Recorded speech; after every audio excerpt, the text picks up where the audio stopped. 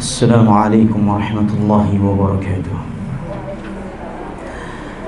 إن الحمد لله نحمده ونستعينه ونستغفره ونعوذ بالله من شرور أنفسنا وسيئات أعمالنا.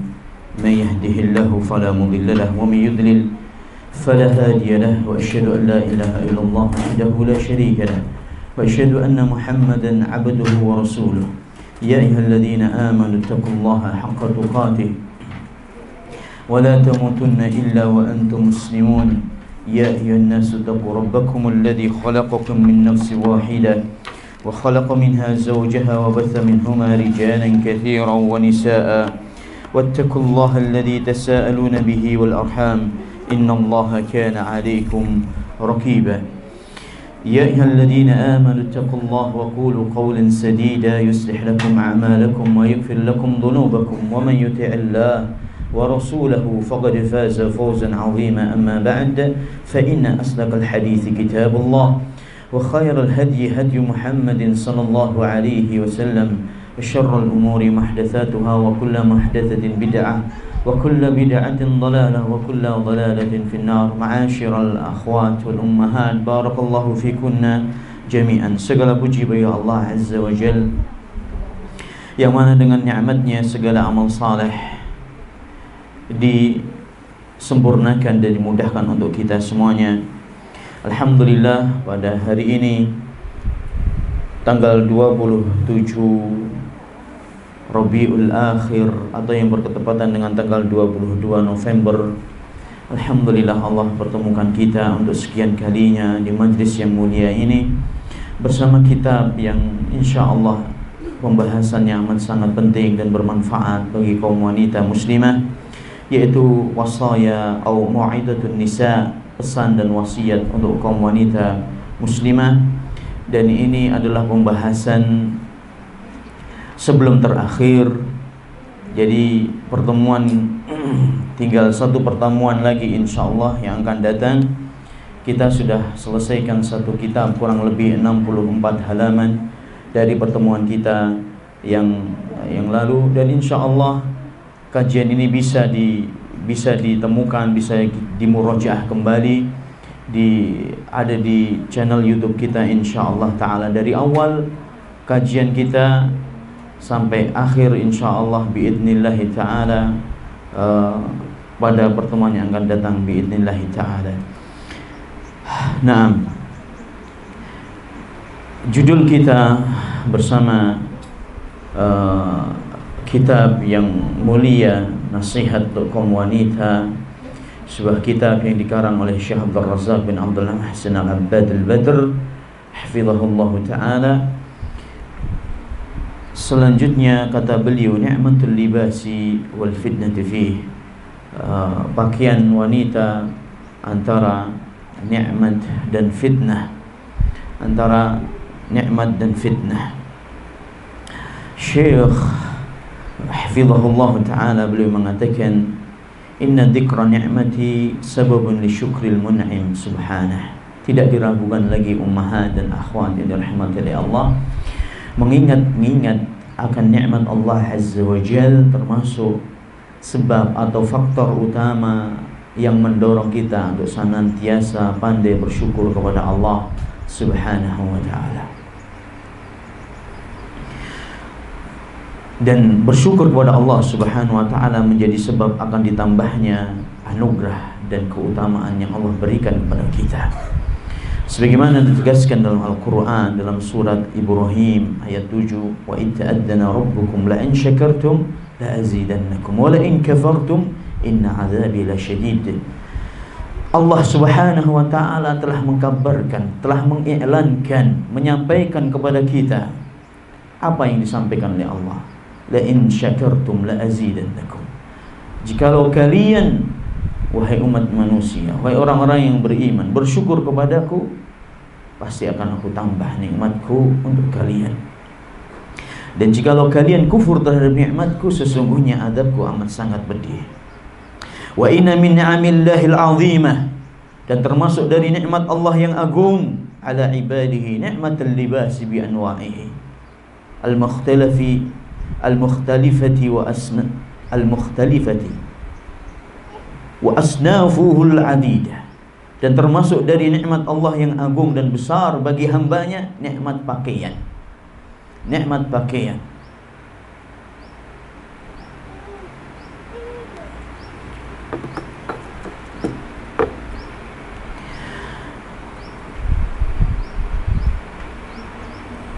Maka Allah Subhanahu wa ta'ala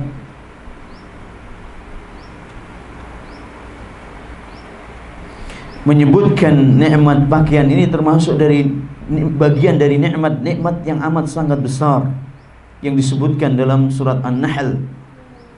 Yang Allah Subhanahu wa ta'ala dalam surat An-Nahl ini menyebutkan beraneka macam nikmat Allah Subhanahu wa ta'ala, ya ummahat. Surat An-Nahl ayat-ayatnya panjang, dari ayat 80 sampai 83. Di situ Allah menyebutkan akan nikmat-nikmat Allah Subhanahu wa ta'ala. Di antaranya adalah nikmat pakaian. Wallahu ja'ala lakum min buyutikum sakana wa ja'ala lakum min juludil an'ami buyuta tastakhifunaha yawma dha'nikum wa yawma iqamatikum wa min aswafiha wa awbariha wa ash'ariha athathan wa mata'al ilahin. Wallahu ja'ala lakum mimma khalaqa dhilala wa ja'ala lakum minal jibali aknana wa ja'ala lakum sarabila taqikumul harru sarabila taqikum ba'sakum kadzalika yutimmu ni'matahu 'alaikum la'allakum tuslimun fa in tawallaw fa innama 'alaikal balagul mubin ya'rifuna ni'matallahi thumma yunkirunaha wa aktsaruhumul kafirun. Bisa dibaca nanti ummahat. Di situ Allah mengingatkan banyak nikmat, di antaranya Allah jadikan kita, Allah berikan kita tempat tinggal. Allah jadikan kita, Allah berikan kepada kita tempat tinggal yang mana dengan tempat tinggal tersebut kita bisa beristirahat di waktu kita safar ataupun kita bermukim. Dan tempat tinggal ja'ala lakum min juludil an'ami buyuta, tempat tinggal tersebut yang terbuat dari kulit-kulit binatang ternak, kulit-kulit dari binatang ternak. Wa min aswafiyah, dan juga dari bulu-bulunya atau dari suf, kain, dari woolnya, dari binatang-binatang tersebut, dan juga dari kulit-kulitnya dan rambut-rambutnya yang bisa kita manfaatkan untuk ya pakaian dan yang lainnya. Gak cuman pakaian, dari segala perabotan, kebanyakan perabotan pada zamannya, pada zaman itu, pada zaman ya serba binatang ya. Pada zamannya Rasulullah SAW, anggaplah pada zamannya Rasulullah SAW, itu kebanyakan dari kulit. Sampai kasur dari kulit. Mungkin sekarang istimewa banget kasur dari kulit, tapi itulah yang adanya kayak gitu. Belum ada plastik pada waktu itu, belum ada kain yang beraneka macam pada zaman sekarang ini. Tidak adanya cuma kulit, jemaah.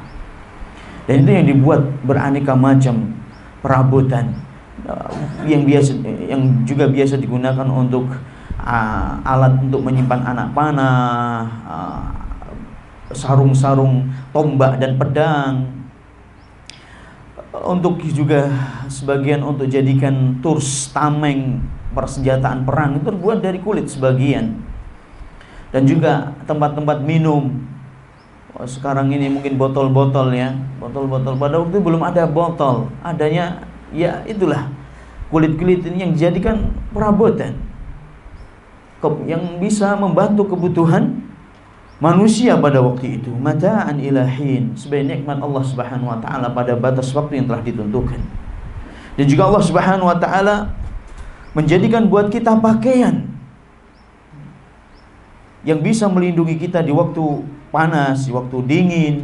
Kain-kain wool yang bisa bermanfaat. Kain wool itu dari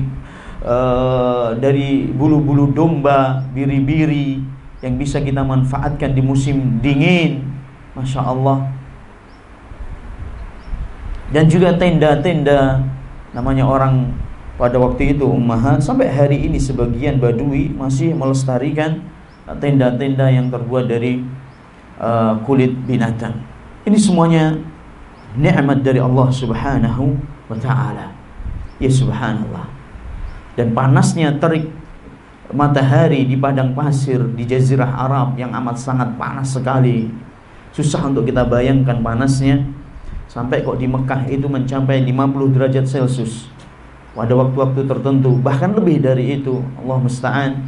Nah, kita 39 saja sudah nggak bisa tidur di Palembang ini. Bagaimana kalau setengah matang 50 derajat? Tapi dengan nikmat Allah yang namanya kulit binatang ini, tenda-tenda itu bisa membuat suasana tidak panas. Maksudnya bisa sejuk.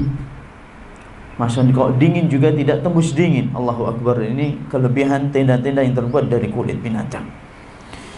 Dalam ayat ini Allah Subhanahu wa taala mengingatkan kita nikmat yang agung, yaitu sarabila. Dalam ayat An-Nahl ayat yang ke-81, di situ disebutkan Allah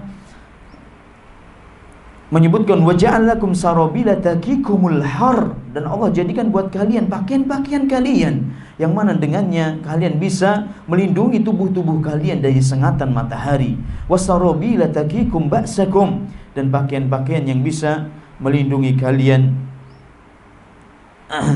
dari mungkin pakaian besi atau pakaian melindungi kita ketika perang. Nah, dan juga pakaian yang bisa melindungi kita dari mara bahaya yang lainnya.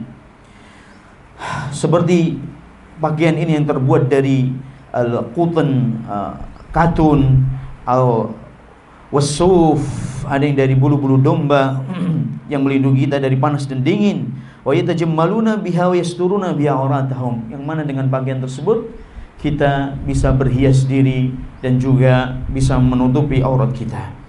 Tidak diragukan lagi ummahat dan akhwat yang dirahmati oleh Allah, pakaian ini merupakan nikmat yang sangat besar dari Allah Subhanahu wa taala, yang seharusnya seorang mukmin membalas kesyukuran kepada Allah Subhanahu wa taala dengan menggunakan pakaian tersebut untuk mentaati Allah Subhanahu wa taala dan untuk mendekatkan diri kepada Allah Subhanahu wa taala, dan juga menjauhkan diri sejauh-jauhnya dari perkara-perkara yang bisa mendatangkan azab Allah lewat pakaian tersebut.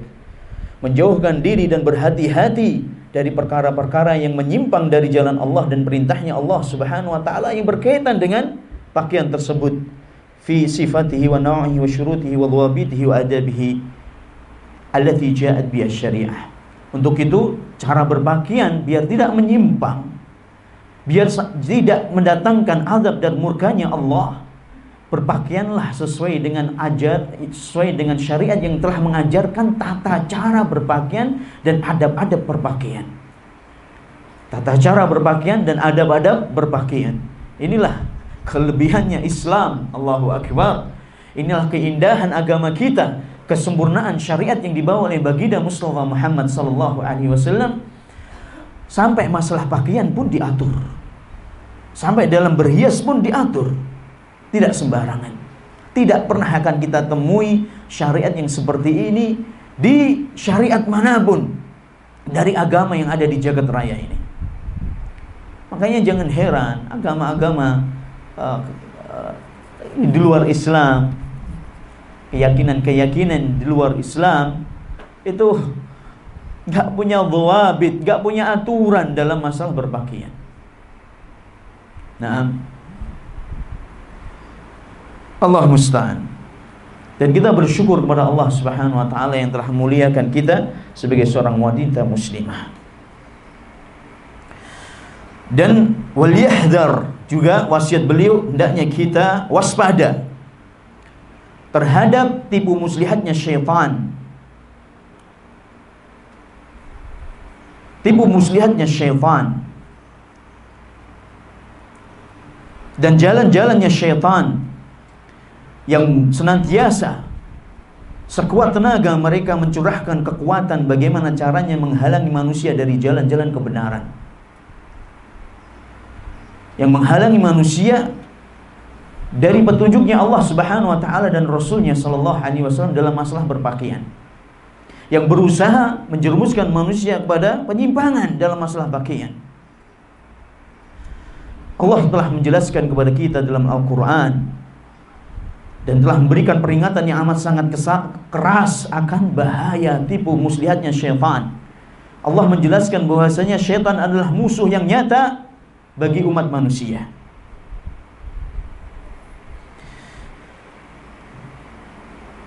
Dan juga ya jemaah ummahat, subhanallah, disebutkan dalam Al-Quran kisah dua insan manusia yang pernah tertipu oleh syaitan. Siapa ummahat? Adam dan Hawa, ayah dan ibunda kita yang mulia. Bagaimana dengan tipu muslihatnya syaitan? Syaitan bisa menguasai Adam, menjerumuskan Adam dalam masalah secara khusus dalam masalah berpakaian. Yang mana syaitan ini sampai bisa menanggalkan pakaiannya Adam dan Hawa sampai kelihatan auratnya. Masya Allah, ini luar biasa. Wa dakhala bihima fi hadzal amr min turuqin khafiyyah, dan caranya amat sangat lembut sekali syaitan menggoda dan menjerumuskan Adam dan Hawa. Sampai syaitan ini kata-katanya disebutkan dalam Al-Quran ketika menasihati, ketika pengen menjerumuskan Adam dan Hawa, dia pakai bahasa yang menipu sekali. Bahasanya apa? Inilakum nasihun amin, wahai Adam, Hawa, kalau kamu pengen langgeng di surga ini, makanlah buah itu, percayakan kepadaku, aku ini amat sangat mengharapkan kebaikan untukmu, aku ini amat sangat jujur dan adil, percayalah. Aku ini ucapanku bisa dipercaya, gak bohong aku. Aku amat sangat mengharapkan kebaikan untuk kalian berdua. Masya Allah. Nasihun amin. Wa halafa lahum ala dzalik, bahkan diiringi dengan sumpah-sumpah serapah, menyebut nama Allah Subhanahu wa taala. Wa dallahuma bighurur, dan dia tunjukkan bukti-bukti yang menipu sebenarnya, argumentasi-argumentasi yang menipu Adam dan Hawa. An anzalahuma an rutbatihim al-'aliyyah allati hiya al-bu'du 'anil ma'asi wadh-dhunub ila al-wuqu' fiha. Yang awalnya Adam dan Hawa amat sangat jauh dari dosa dan kemaksiatan, dengan tipu muslihat yang dilakukan oleh syaitan, akhirnya terjerumus di dalamnya. Adam ya ummahat, Adam wahai ummahat, Hawa ini semuanya, dua-duanya tinggal di mana ya jemaah ya ummahat? Di surga. Gak kenal dosa dia, bisa loh keluar dari surga. Masya Allah. Dengan tipu muslihatnya, tipuan manis, janji-janji gombal, janji-janji yang menipu. Nasallallahu salam. Kalau Adam dan Hawa, manusia yang mulia, yang diciptakan oleh Allah Subhanahu wa taala dengan tangannya sendiri, alaihi wassalam, bisa tertipu, bagaimana dengan kita? Ini harus direnungi, ini harus perenungannya secara dalam dan matang sebelum kita melangkah, sebelum kita mengambil kesimpulan, sebelum dilihat ini jalan setan atau jalan apa yang aku ikuti ini. Dalam segala sesuatu, umat hati-hati yang namanya tipu muslihat setan. Adam aja keimanannya gak usah diragukan. Adam alaihi salam, ibunda kita yang mulia. Hawa jangan usah diragukan akan kemuliaan yang dia sandang. Di surga dua-duanya bisa keluar. Bagaimana dengan kita? La haula wala quwwata illa billah. Kisah ini diabadikan dalam surat Al-A'raf. Kisah ini diabadikan dalam surat apa? Al-A'raf ayat 19 sampai 23. Panjang juga ini. Ayatnya panjang-panjang. Ya Adam uskun anta wa zawjukal jannah fakula min haitsu syi'tuma wa la taqrabu hadhihi asy-syajarata fatakuna minadh dhalimin. Wahai Adam, tinggallah engkau bersama istrimu di surga ini. Ini terjadi perselisihan. Apakah surga yang ditempati Adam surga yang akan ditempati kita atau orang-orang yang beriman nanti di hari kiamat? Ini berselisih para ulama. Ada yang mengatakan ini bukan surga yang itu. Nah, yang jelas surga yang disiapkan oleh Allah Subhanahu wa taala khusus untuk siapa? Adam dan istrinya. Tinggallah engkau bersama istrimu di surga ini. Jangan sekali-kali kalian berdua makan fakula min haitsu syi'tuma, dan makanlah makan dan minumlah sesuka kalian di surga ini. Tapi ingat, jangan kau dekati pohon yang satu ini sehingga kalian berbuat zalim. Fawaswasa lahum asy-syaitan. Tolong ini perhatikan. Fawaswasa lahum asy-syaitan liyubdiya lahuma ma wuriya anhuma min sawatihima. Maka syaitan mengganggu dan menggoda keduanya untuk menampakkan aurat dia yang selama ini, untuk menampakkan aurat mereka berdua yang selama ini ditutupi. Wa qala ma nahakuma rabbukuma an hadhihi asy-syajarata illa an takuna malakaini aw takuna minal khalidin. Wahai Adam, tidaklah Allah membuat aturan kepadamu, jangan kau dekati pohon ini. Ini maksudnya biar kamu nggak kekal di sini, gitu loh. Kalau kamu pengen kekal di surga ini, makan, incipi pohon itu. Masya Allah. Allah buat aturan itu tiada lain tiada bukan biar kamu itu tidak kekal di surga ini. Kalau engkau mau kekal, kau pengen jadi raja terus di sini selama-lamanya, apa? Incipilah, makanlah pohon itu, langgarlah perintah Rabbmu. Wa qasamahuma inni lakuma laminan nasihin, sampai bersumpah kepada keduanya, sesungguhnya aku ini bagimu orang yang paling terpercaya dalam masalah nasihat. Percayalah padaku. Masya Allah. Fadallahuma bighurur, dia tunjukkan Adam dan Hawa, dia berikan argumentasi yang menipu. Falamma dhaqa asy-syajarata badat lahumā sawātuhumā wa tafiqā yakhsifāni 'alaihimā min waraqil jannah. Tatkala akhirnya kalah Adam dan Hawa, tergoda benar, akhirnya mengincipi dan memakan buah dari pohon larangan tersebut. Langsung ketika dia makan, langsung terbuka auratnya. Masya Allah, terbuka aurat mereka berdua langsung otomatis. Yang mana Allah dulunya tutupi mereka, langsung terbuka dengan melanggar larangannya Allah. Wa tafiqa yakhsifani 'alaihim min waraqil jannah. Dia berusaha untuk, ketika tampak auratnya, aurat besarnya, dia berusaha untuk mengambil dedaunan yang ada di sekitarnya untuk menutupi auratnya. La haula wala quwwata illa billah. Jadi kok buka-bukaan itu, umat, buka-bukaan aurat, ngumbar aurat, itu jelas sekali ini adalah tipu muslihatnya siapa? Syaitan. Yang pertama kali kena jeratan ini yaitu Adam dan Hawa. Ini sudah merasakan nih jeratan syaitan yang satu ini. Fanadahuma rabbuhuma alam anhakuma an tilkumus syajarati wa aqul lakuma inna syaitana lakuma aduwwum mubin. Langsung Allah berfirman kepada mereka berdua, bukankah aku telah larang kalian berdua dari mendekati pohon tersebut, dan aku katakan kepada kalian berdua bahwasanya syaitan adalah musuh yang nyata buat kalian, musuh yang nyata buat kalian. Qala rabbana zalamna anfusana wa illam taghfir lana wa tarhamna lanakunanna minal khasirin.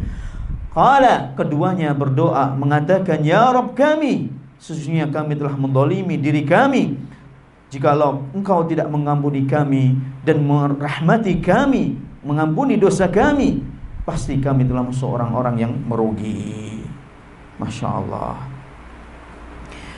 Banyak sekali, banyak ya jamaah, banyak ayat yang bercerita tentang ibunda kita dan ayahanda kita dalam masalah ini. Yaitu ketika digoda oleh syaitan dalam surat Toha, juga disebutkan Toha 121 sampai 122.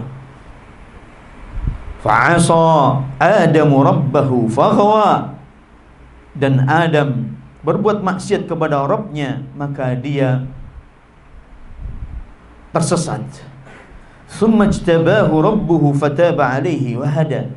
Akhirnya Allah Subhanahu wa taala masih memilihnya dan menyayanginya dan merahmatinya dan memberikan ampunan kepadanya.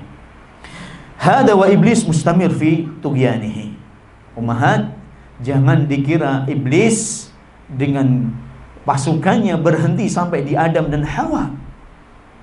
Tidak terputus kemaksiatannya, tidak terputus pembangkangannya, tidak terputus kedengkiannya kepada anak turunnya Adam, harisun ada asyaddul hirs, bahkan semakin semangat untuk menjerumuskan anak manusia keturunannya siapa?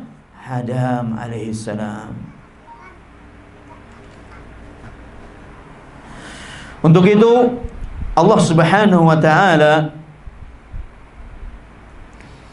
berikan wasiat kepada anak turunnya Adam dari fitnah, agar supaya waspada dari fitnah dan godaan syaitan. Disebutkan dalam surat Al-A'raf 26, ya bani Adam qad anzalna alaikum libasan yuwari sawatikum warisha. Allahu akbar.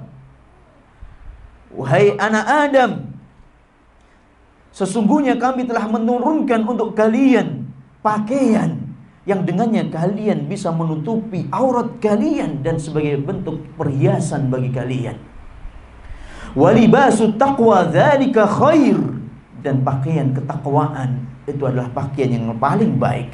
Pakaian takwa ini bukan baju takwa loh umat ya. Koko baju takwa kalau bahasa kita, bukan itu maksudnya. Pakaian ketakwaan ini adalah komitmen dengan bertakwa kepada Allah Subhanahu wa taala, yang adalah sebaik-baik pakaian. Dzalika min ayatillahi la'allahum yadhakkarun. Yang demikian itulah termasuk dari tanda-tanda kebesaran Allah, agar supaya mereka mengingat kebesaran Allah, nikmat Allah, dan mengingat juga permasalahan pakaian ini dalam hal menutup aurat. Ingat bahwasanya ayah dan ibu kita pernah dikeluarkan oleh Allah Subhanahu wa taala dari jannah gara-gara terjumus pada godaan syaitan dan mengumbar auratnya, terbuka auratnya. Ini jadikan pelajaran umat. Untuk itu Allah Subhanahu wa taala menyebut nikmat pakaian. Dzakarallahu jalla wa ala an-ni'mata ala ibadihi bil libasain. Allah menyebutkan nikmat yang berkaitan dengan pakaian. Ada dua pakaian. Ada dua pakaian yang harus diperhatikan oleh kita, yang Allah ingatkan dalam surat Al-A'raf 26. Yang pertama, libasul batini bittaqwa. Pakaian dalam, pakaian yang kita pakai bagian dalam. Dalam maksudnya bukan baju dalam, bukan. Untuk jiwa kita, hati kita, pakaian dalam, yaitu dengan bertakwa kepada Allah Subhanahu wa taala. Wa huwa yastamir mal 'abdi la yabla wa la yabid. Dan pakaian ini tidak akan pernah usang. Ummahat yang dirahmati oleh Allah, pakaian yang satu ini tidak akan pernah usang dan tidak akan pernah rusak selama-lamanya bagi seorang hamba. Wa huwa jamalul qalbi war ruh. Pakaian ketakwaan, pakaian untuk dalam ini, bagi pakaian untuk hati kita ini adalah pakaian yang indah, yang akan menghiasi ruh dan hati kita. Ini tolong dijaga. Kalau kita mampu menjaganya, insya Allah keselamatan dan kebahagiaan akan kita gapai di dunia dan di akhirat. Keselamatan hati akan kita dapatkan di dunia dan di akhirat. Menghadap Allah Subhanahu wa taala dengan membawa hati yang selamat dari kekufuran dan kesyirikan, jaminannya jannah. Sekali lagi, kalau kita bisa menjaga hati kita ini dengan komitmen terhadap takwa kepada Allah Subhanahu wa taala, Allah akan jaga kita. Tidak akan pernah usang ketakwaan ini. Yang kedua, libasul zahir, pakaian yang tampak dari kita, tampak dari zahir kita. Libasul zahir bithiyabil ladzi tasturul aurah. Pakaian yang tampak yaitu dengan pakaian-pakaian kumash, kain-kain yang bisa menutup aurat dengan sempurna, yang menutup aurat kita dengan sempurna. Wa takunu jamalan linnas. Yang demikian juga yang mana dengan pakaian tersebut, pakaian yang zahir tadi, kain-kain yang kita pakai tadi, sehingga juga manusia bisa berhias dengannya. Bisa berhias dengannya. Selama tentunya di bawah koridor berhias ini, maksudnya di bawah koridor, di bawah syariat Islam yang mulia, bukan sembarangan. Yang dibolehkan dipakai oleh seorang wanita pakaian jenis apa saja, apa yang enggak diperbolehkan, semuanya ada aturannya. Pakaian apa yang boleh dipakai oleh seorang laki-laki dan apa yang tidak diperbolehkan, ini semuanya ada aturan mainnya. Apabila seorang manusia kehilangan pakaian yang zahir, pakaian dari kain-kain yang kita pakai ini. Apabila seorang menanggalkan pakaian zahirnya yang bisa menutupi auratnya, maka otomatis akan tampak auratnya, otomatis akan tersingkap auratnya. Dan ini menjadi dalil, surat Al-A'raf 26 tadi menjadi dalil bahwasanya membuka aurat adalah perkara yang amat sangat besar. Perkara yang amat sangat besar. Wa anna mustahjanun fit tiba', dan perkara yang diingkari oleh tabiat manusia, diingkari oleh fitrah manusia. Menyingkap aurat perkara yang amat sangat besar dalam syariat, di mata syariat, dan perkara yang amat sangat diingkari oleh tabiat dan fitrah manusia. Kenapa dalam bahasa Arab dinamakan sau'ah? Sau'ah, aurat itu bahasa Arabnya aurat juga, atau juga aurat itu bahasa Arabnya aurat besar, terutama aurat-aurat yang besar. Semuanya punya, terutama wanita, punya aurat-aurat yang besar. Itu di dalam bahasa namanya sau'ah. Sau'ah. Sau'ah itu dari kata-kata buruk, tercela, buruk. Kalau itu tampak sungguh amat sangat hina dan buruk bagi pelakunya. Wa amma libasul batin, adapun pakaian yang batin tadi, yaitu pakaian ketakwaan, sesungguhnya hilangnya ketakwaan, maka juga akan hilangnya atau tersingkapnya aurat dalam hati kita, yaitu apa? Dosa, kehinaan, dan kerusakan yang nyata. Apabila hati kita rusak, na'udzubillah min dzalik, Rasulullah SAW mengatakan dalam tubuh kita ini ada segumpal darah. Kalau dia baik, jadilah apa? Baik seluruh anggota badannya. Kalau buruk, semuanya ikut buruk. Hina, rusak semuanya. Wa yata'arrabu bidzalika min kisa'il haya'i wal khauf wal muraqabati sitri wal 'iffah wa ghairi dzalika.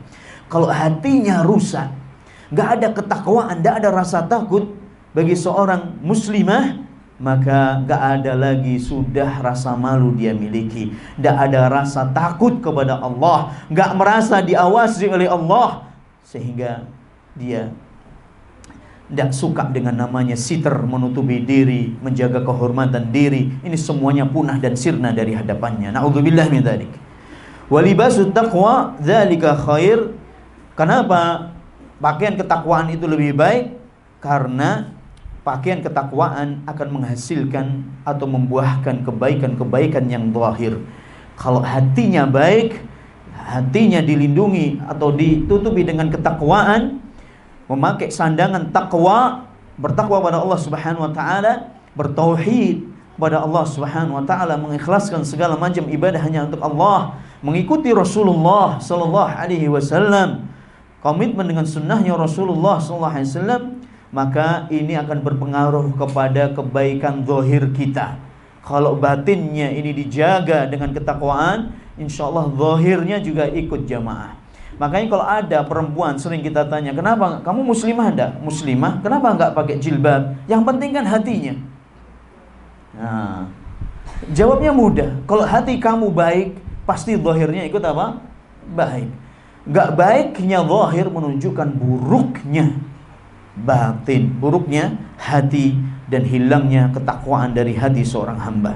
Na'udzubillahi min dzalik. Wa yataraddu ala fasadihi fasadul zahir, dan juga rusaknya hati akan mengakibatkan rusaknya badan. Rusaknya badan, zanatil abdan, rusaknya yang zahir juga ikut rusak.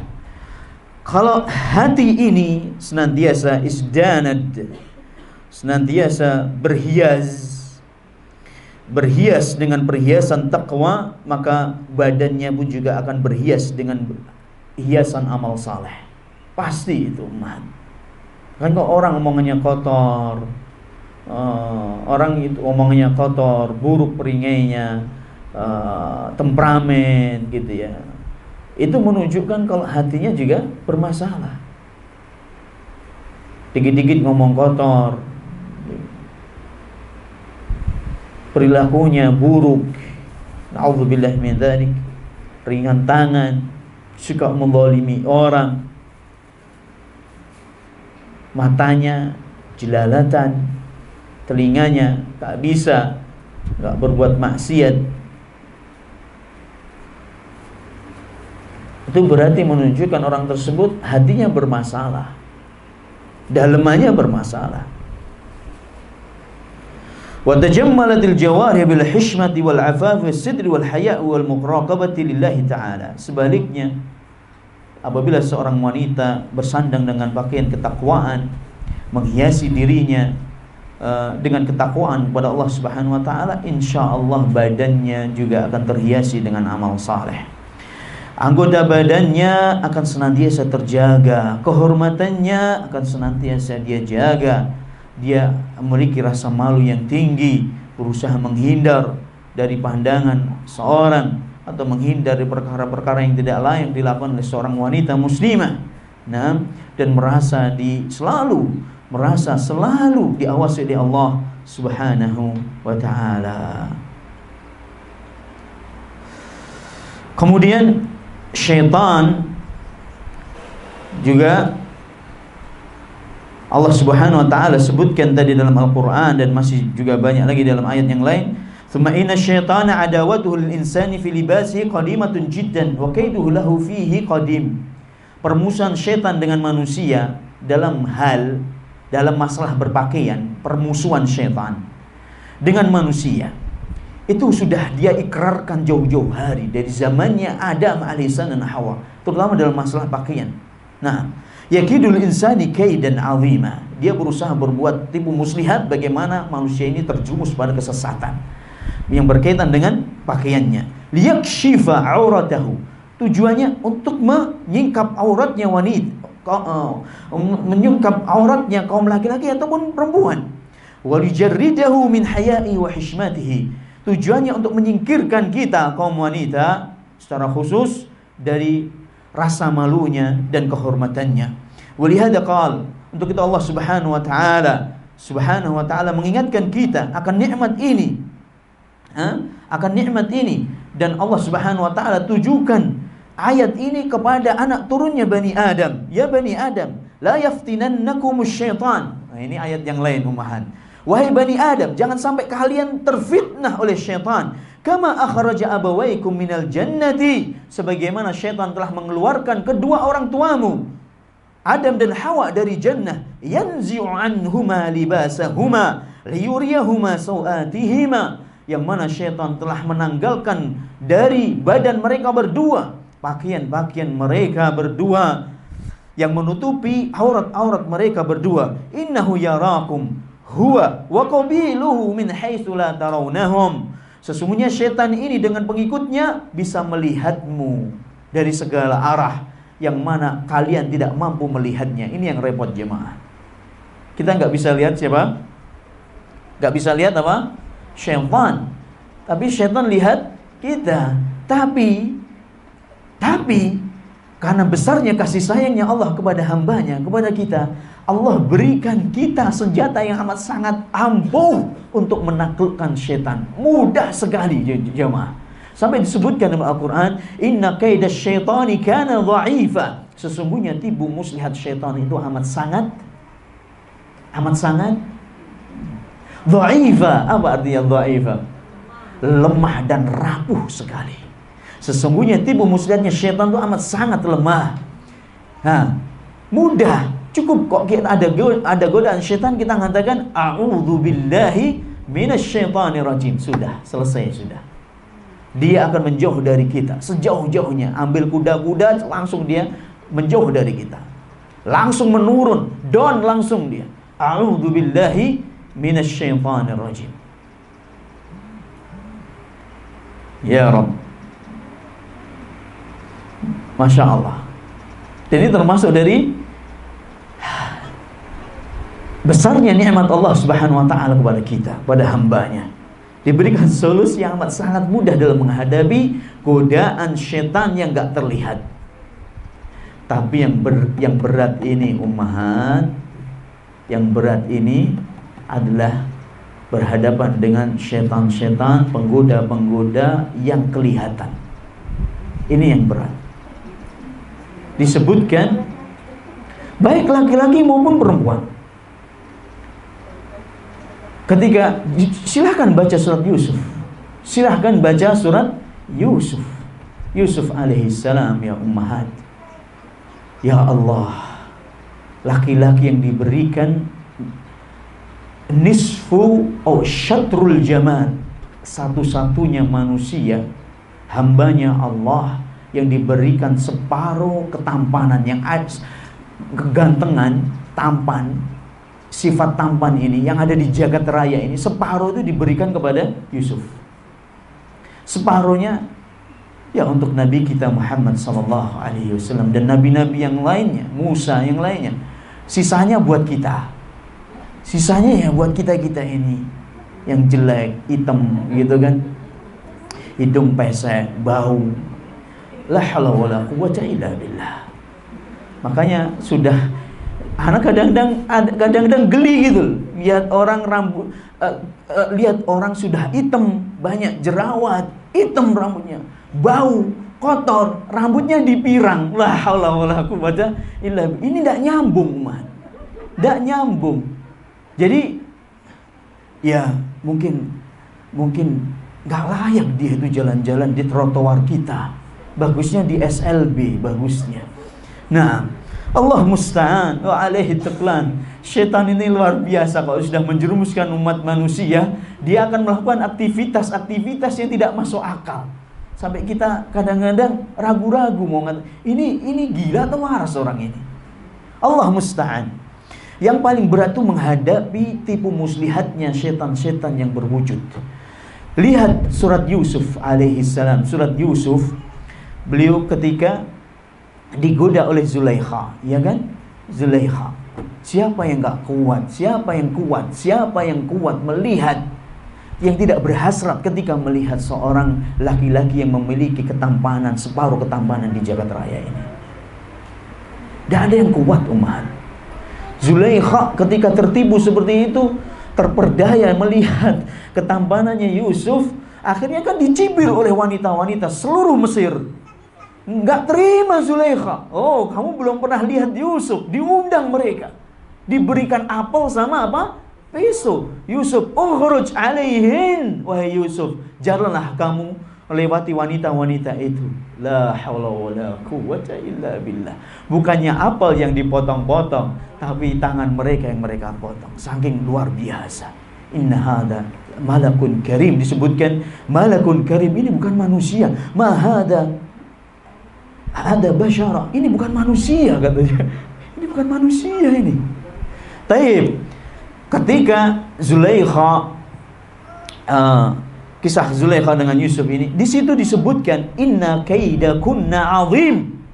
Firman Allah, inna kaidakunna azim. Sesungguhnya tipu muslihat kalian wahai kaum wanita amat sangat besar.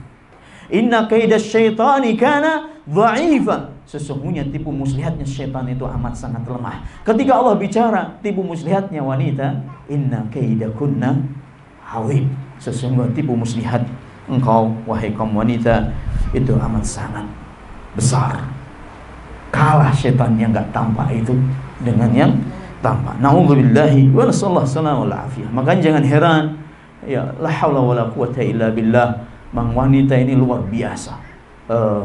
La haula wala quwata illa billah. Kita tidak bisa mungkiri wahyu Al-Quran bicara, hadis Rasulullah SAW berbicara. Nah, ma taraktu fitnatan adharu ala rijali minan nisa. Tidak pernah aku tinggalkan fitnah yang paling dahsyat bagi umatku melebihi fitnah wanita. Fattaqud dunya wattaqun nisa. Hati-hatilah kalian terhadap fitnah dunia dan fitnah wanita. Sesungguhnya fitnah yang pertama kali muncul di tengah-tengah Bani Israel adalah fitnah wanita. Allah musta'an. Wa alaihi taqlan la haula wala quwata illa billah. Ini yang kadang seringkali orang enggak kuat dengan namanya godaan-godaan yang sebenarnya kasat mata. Taib. Ini Allah mengingatkan kepada kita ummahat yang dirahmati oleh Allah dalam surat Al-A'raf 27, wahai bani Adam, jangan sampai kalian terfitnah oleh syaitan, yang mana dia telah mengeluarkan kedua orang tua kalian, bapak dan ibu kalian, dan menanggalkan dari mereka berdua pakaiannya sehingga tampak aurat mereka berdua. Innahu yarakum huwa wa qabiluhu min haitsu la tarawnahu. Sesungguhnya syaitan dengan pasukannya bisa melihat kalian dan kalian tidak bisa melihatnya. Inna ja'alna syayatina awliya'a lilladina la yu'minun. Sesungguhnya kami jadikan syaitan-syaitan itu pemimpin bagi orang-orang yang kafir, bagi orang-orang yang tidak beriman. Wa haddara subhanahu. Dalam ayat ini kata Syekh, Allah Subhanahu wa taala memberikan peringatan yang keras kepada anak turunnya Adam, jangan sampai melakukan apa yang dilakukan syaitan kepada kedua orang tua kita. Jangan sampai syaitan menggoda kita sebagaimana dia menggoda orang tua kita, yang menghiasi kemaksiatan seolah-olah bukan maksiat, yang senantiasa memotivasi untuk berbuat yang diharamkan oleh Allah Subhanahu wa taala dan menjerumuskan kita kepada dosa. Dan Allah Subhanahu wa taala mengabarkan kepada kita bahwasanya syaitan ini musuh yang tidak kelihatan. Qala Malik bin Dinar, inna aduwan yaraka wa la tarahu la syadidul mu'na illa man asamallah. Sesungguhnya ini Malik bin Dinar mengatakan, sesungguhnya musuh yang lihat kita dan kita enggak melihat dia, ini berat loh, ini berat sekali katanya. Illa man asamallah, kecuali orang-orang yang dijaga oleh Allah Subhanahu wa taala. Ini berat, tapi beratnya tadi ternyata juga mudah untuk ditaklukkan. Tetap mudah ditaklukkan. Dhaifah, dia tipu muslihatnya lemah, asalkan kita minta perlindungan kepada siapa? Allah Subhanahu wa taala. Makanya disyariatkannya kita zikir, ya kan, zikir pagi dan petang, banyak istighfar, mengucapkan la ilaha illallah wahdahu la syarika lah, lahul mulku wa lahul hamdu wa huwa ala kulli syai'in qadir. Dalam sehari semalam 100 kali Allah akan jaga kita dari godaan syaitan. Berzikir apa saja, berzikir kapan saja, bahkan habis sholat, ketika kita waktu kosong, bahkan ketika kita mau berhubungan dengan suami kita. Ada zikir yang diajarkan oleh Rasulullah SAW. Tujuannya ya ummahat, agar supaya syaitan tidak menggoda kita, agar supaya syaitan dan juga syaitan tidak memberikan pengaruh yang negatif terhadap apa yang Allah anugerahkan kepada kita. Kalau benar-benar Allah di situ memberikan anak turun kepada kita, ini keindahan Islam kita, dan tidak akan mungkin kita jumpai pada syariat yang lain. Ada kisah yang agak lucu yang pernah Anda dapati ketika saya naik Grab, ya, naik mobil Maxim itu, qadarullah itu supirnya itu bukan muslim, dan saya sering naik Grab itu bukan muslim. Kemudian dia bilang kepada saya, "Bapak ini Pak Ustadz ya?" Nah, Pak Kiai ya katanya itu. Ya saya Ustadz gitu, saya jawab. Pak Ustadz bisa meruqyah kan, begitu kan? Dia tahu ruqyah ummahat, masya Allah. Nah, anak senyum aja. Gimana Anda tahu ruqyah itu? Itu syariat kami. Iya Pak, saya pengen loh diruqyah Pak, masya Allah. Nah, kenapa? Ada apa namanya?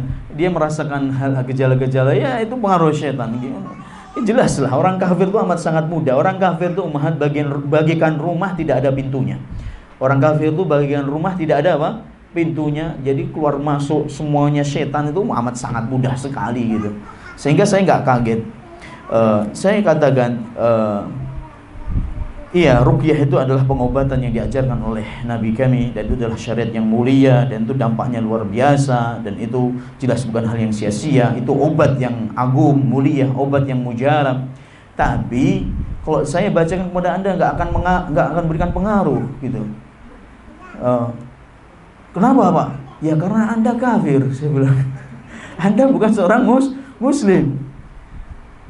Jadi Anda masuk Islam, saya ruqyah. Bisa jadi Anda masuk Islam itu setan-setan yang mengganggu Anda bisa keluar dari tubuh Anda sendiri. Oh begitu Pak? Iya, mau saya bacain pagi sampai sore lanjut besok pagi lagi, tidak ada manfaatnya. Tidak ada manfaatnya. Kalau seandainya dia keluar sebentar masuk lagi, tidak ada manfaatnya. Oh begitu ya Pak? Iya. Hubungi saya nanti kalau mau masuk Islam ya.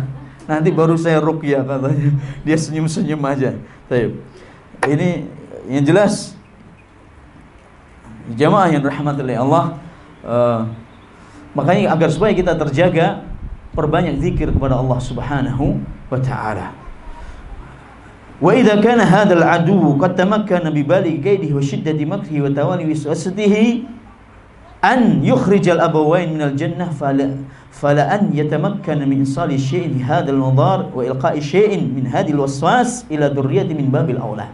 Kalau syaitan umat bisa mengeluarkan Adam dan Hawa dari jannahnya Allah, Adam ini makhluk Allah yang amat sangat istimewa. Bayangin, saking istimewanya, seluruh makhluknya Allah, malaikat, jin, semuanya disuruh apa? Sujud penghormatan, menghormati Adam, bukan sujud beribadah, sujud penghormatan kepada Adam. Bagaimana kok dia bisa tertipu? Kalau syaitan dan iblis bisa menjerumuskan Adam dan Hawa kepada tipu muslihatnya, terjaring Adam dan Hawa pada jaring-jaringnya syaitan, amat sangat mudah bagi syaitan untuk menjerumuskan anak turunnya Adam. Kata Syekh, kalau Adam aja bisa tertipu, apalagi anak turunnya, apalagi yang kita ini sudah jauh, generasi keberapa kita ini sudah jauh sekali, amat sangat mudah. Siapapun orangnya, makanya ustadz itu juga manusia. Makanya jangan heran kalau terjadi begini begitu, ada penyimpangan begini begitu. Ustadz itu juga manusia. Bahkan setan yang ustadz itu lebih berat daripada setan yang mengganggu jamaahnya.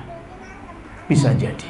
Makanya kalau ustadz itu hati-hati, ustadz itu menjaga, ustadz itu banyak ngomel, ustadz itu cuek, ustadz itu banyak bicara, ustadz itu jaga jarak, itu jamaah hendaknya harus mengerti. Karena kita juga manusia biasa. La haula wala quwwata illa billah. Allahumma musta'an, alaihi taqlan, la haula wala quwwata illa billah. Nah, amat sangat mudah kalau cuman menjerumuskan anak turunnya Adam. Fi hadhihi laftah al-qawiyyah. Untuk itu Allah Subhanahu wa taala memberikan peringatan dan terus diingatkan kita oleh Allah Subhanahu wa taala untuk waspada, hati-hati, jangan sampai kita hati-hati terhadap tipu muslihat dan waswasnya syaitan. Inna ja'alna asyayatina awliya'a lilladina la yu'minun. Di sini Allah Subhanahu wa taala memberikan penutupan dari ayat tersebut, sehingga aku jadikan syaitan sebagai pemimpin-pemimpin bagi orang-orang yang tidak beriman. Adapun orang yang beriman, jelas pemimpinnya bukan syaitan. Orang yang beriman insyaallah akan dijaga oleh Allah Subhanahu wa taala. Innama sultanuhu 'alal ladzina yatawallawnahu wal ladzina hum bihi musyrikun. Yaitu pemimpin-pemimpin yang dijadikan oleh syaitan atau yang akan mengikuti syaitan, yaitu orang-orang yang tidak beriman dan ahlul maksiat, dan juga orang-orang yang musyrik. Walihada biqadri du'fil iman. Untuk itu, sesuai dengan kadar keimanan seorang, semakin lemah maka semakin mudah untuk terjerumus pada dosa dan perangkap setan. Ini masalah ini, dari ayat ini kita bisa pahami. Jadi semakin orang terlemah keimanannya, semakin amat sangat mudah untuk bisa kena jaring-jaringnya syaitan. Na'udzubillah min dzalik. Nah, wa ya khutuwatun yatadarraju biha syaitan mal insan. Dan syaitan ini dia lemah sebenarnya tipu muslihatnya, cuma dia memiliki kecerdikan dalam menjerumuskan orang. Step by step, selangkah demi selangkah, little by little gitu kan. Slow but sure, slow, nyantai tapi pasti. Itu jurus-jurusnya syaitan. Na'udzubillah min dzalik. Dikit-dikit digiring, Masya Allah, buka konsultasi syariat khusus akhwat, Masya Allah, qadarullah masya'a fa'al, na'udzubillah min dzalik. Akhirnya ustadznya terjerumus pada kemaksiatan, na'udzubillah. Dan ini banyak kejadiannya. Sekarang banyak donasi-donasi umahat, donasi-donasi gempa, ini baru aja ini yang di Jawa Barat ini, di Cianjur, Masya Allah semuanya buka apa? Donasi. Ternyata nggak sampai ke Cianjur umahat, sampai ke situ loh, sampai ke Gemericik situ loh, restoran Gemericik, apa itu? Masya Allah. Sampai ke pempek kapal selam besar itu, sampai Pak Raden, sampai kemana-mana, nggak sampai ke Cikampek, nggak sampai ke katanya Donggala kemarin yang ada di Palu. La haula wala quwata illa billah. Sampai ada ustadz jadi buronan di sana sini, punya simpenan perempuan, menipu perempuan pakai duit donasi tadi atas nama donasi Donggala, ratusan juta ternyata buat nikahin perempuan ini, dinikahin habis itu ditinggalin. La haula wala quwata illa billah. Sampai berapa puluh kasus begitu. Na'udzubillahi min dzalik. Mengatasnamakan ustaz, dai. Makanya ngeri sedap kita ini. Saya ini ya semoga Allah Subhanahu wa taala berikan kekuatan kepada kami. Jelas kami saya itu enggak suka donasi-donasi. Saya itu enggak suka donasi-donasi. Iya, mengetuk satu pintu 2 orang gitu aja. 1-2 orang kita sampaikan, tapi nggak pasang flyer donasi apa. Insya Allah kita amat sangat menjaga itu. Karena berat. Lihat Soekarno-Hatta yang mesem, yang senyum, itu kan berat. Lihat Soekarno-Hatta yang merah jambu, Masya Allah, nggak kuat kata ngedang hati ini. Nah, kalau Patimura sih kuat kita melihatnya, tapi kalau Soekarno-Hatta itu tidak kuat. Kayaknya ini repot juga kadang-kadang itu mau. Tapi kalau nggak didonasi gitu, orang tuh nggak terketuk juga, gitu. Nah ini yang repot sekarang ini. Allah musta'an. Halih tukelan la haula wala quwata illa billah. Syaitan ini luar biasa, luar biasa. Taib. Senantiasa syaitan akan menjerumuskan kita kepada kehinaan dan kerusakan, apalagi seorang wanita. Apalagi seorang wanita yang mana wanita ini yastaghillu dha'faha, memiliki sifat dan watak lemah wanita ini. Bahkan kita sebutkan kemarin, kurang dari sisi apanya ummahat? Wanita itu memiliki 2 kekurangan, dalam 2 sisi kekurangannya. Apa? Dari sisi apa? Agamanya, dan dari sisi apa? Akalnya. Agamanya karena dia tidak sholat separuh dari umurnya. Karena akalnya itu dia, kalau persaksian seorang wanita ini harus 2, kalau laki-laki cukup 1.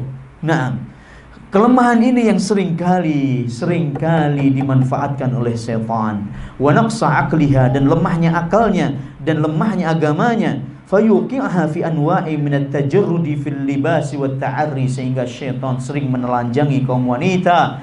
Dia tampakkan auratnya, bahkan telanjang, naudzubillahi min dzalik. Dia campakkan kehormatan dirinya kepada kehinaan yang terus menerus, penyesalan yang tidak ada ujung pangkalnya.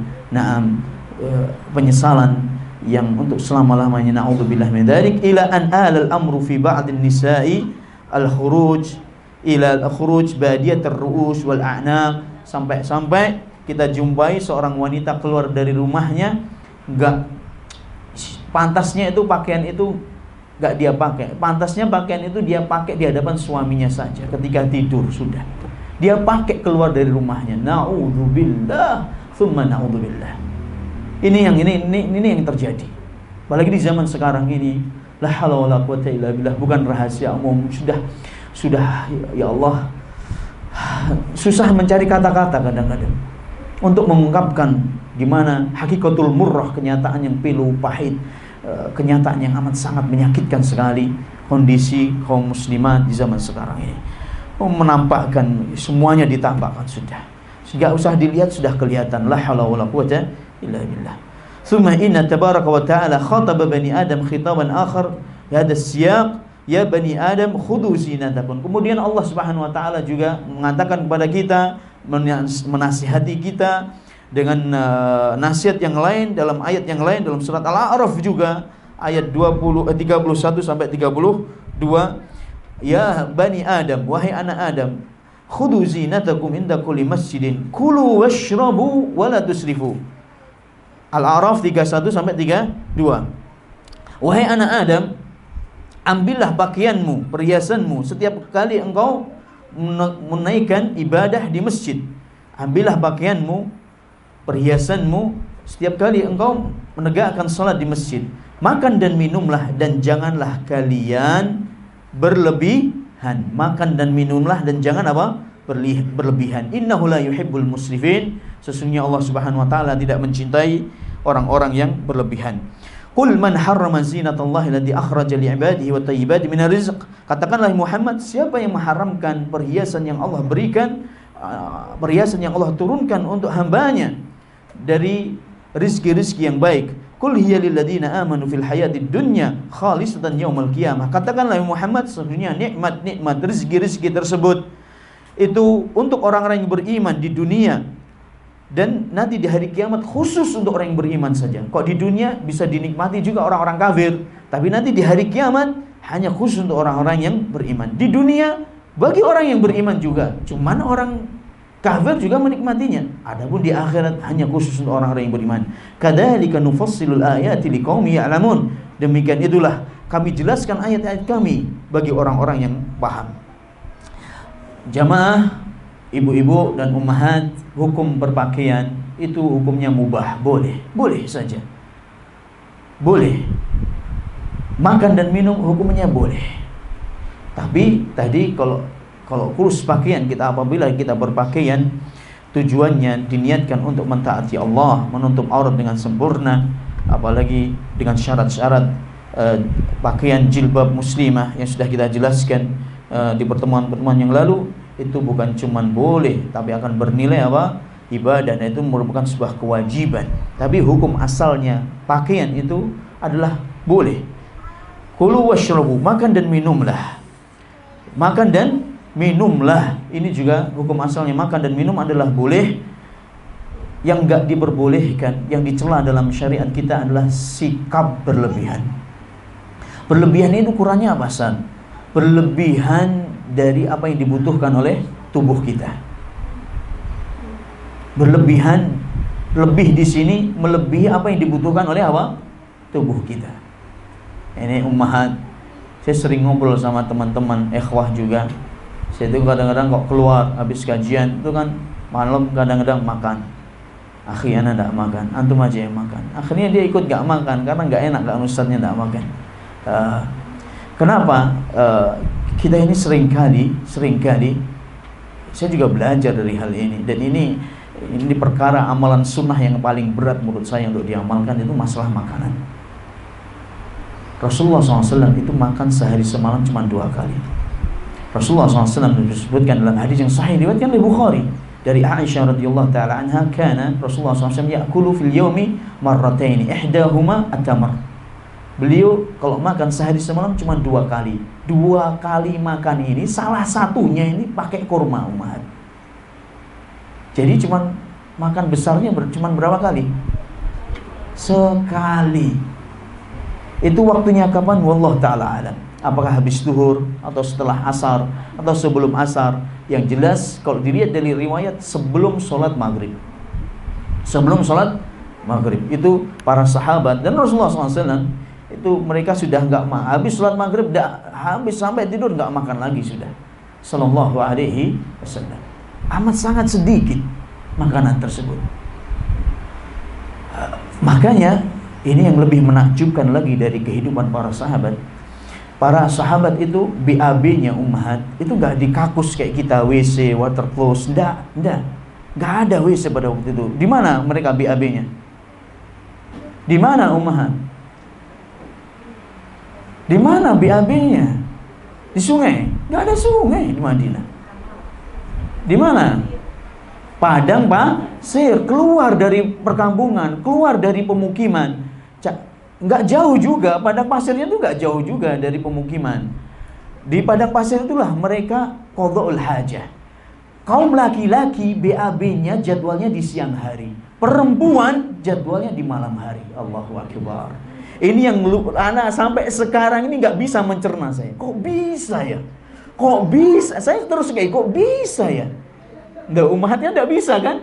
Coba ummahat, mulai hari ini di jadwal malam hari coba. Nggak bisa. Nggak bisa ummahat. Kenapa? Kenapa? Alasannya kenapa? Sebabnya apa? Iya, Masya Allah, sudah pinter-pinter sudah mentafsirkan hadis ini. Para ulama menjelaskan di antara sebabnya kenapa mereka itu bisa menjadwal seperti itu, karena makannya apa? Sedikit. Bahkan dalam sehari itu belum tentu mereka apa? Buang air besar. Karena seluruh makanannya diserap oleh tubuh. Jadi para kedokteran sekarang ini mengatakan sesungguhnya tubuh kita dalam sehari semalam cukup cuma 2 kali makan saja sebenarnya. Makanya terjadi penggembrotan, terjadi pembengkakan yang luar biasa karena itu berlebihan. Dan termasuk tanda-tanda hari kiamat banyak tersebarnya banyaknya orang-orang gendut. Wa taktsuru fihi siman. Loh, ana sebutkan hadisnya. Bukan pakai perasaan kita bicara. Rasulullah SAW bersabda, wa taktsuru fihi siman. Ini hadisnya sahih, diriwayatkan oleh Muslim, bahkan Bukhari kalau nggak salah hadis ini. Wa taktsuru fihi siman, dan banyak orang-orang apa?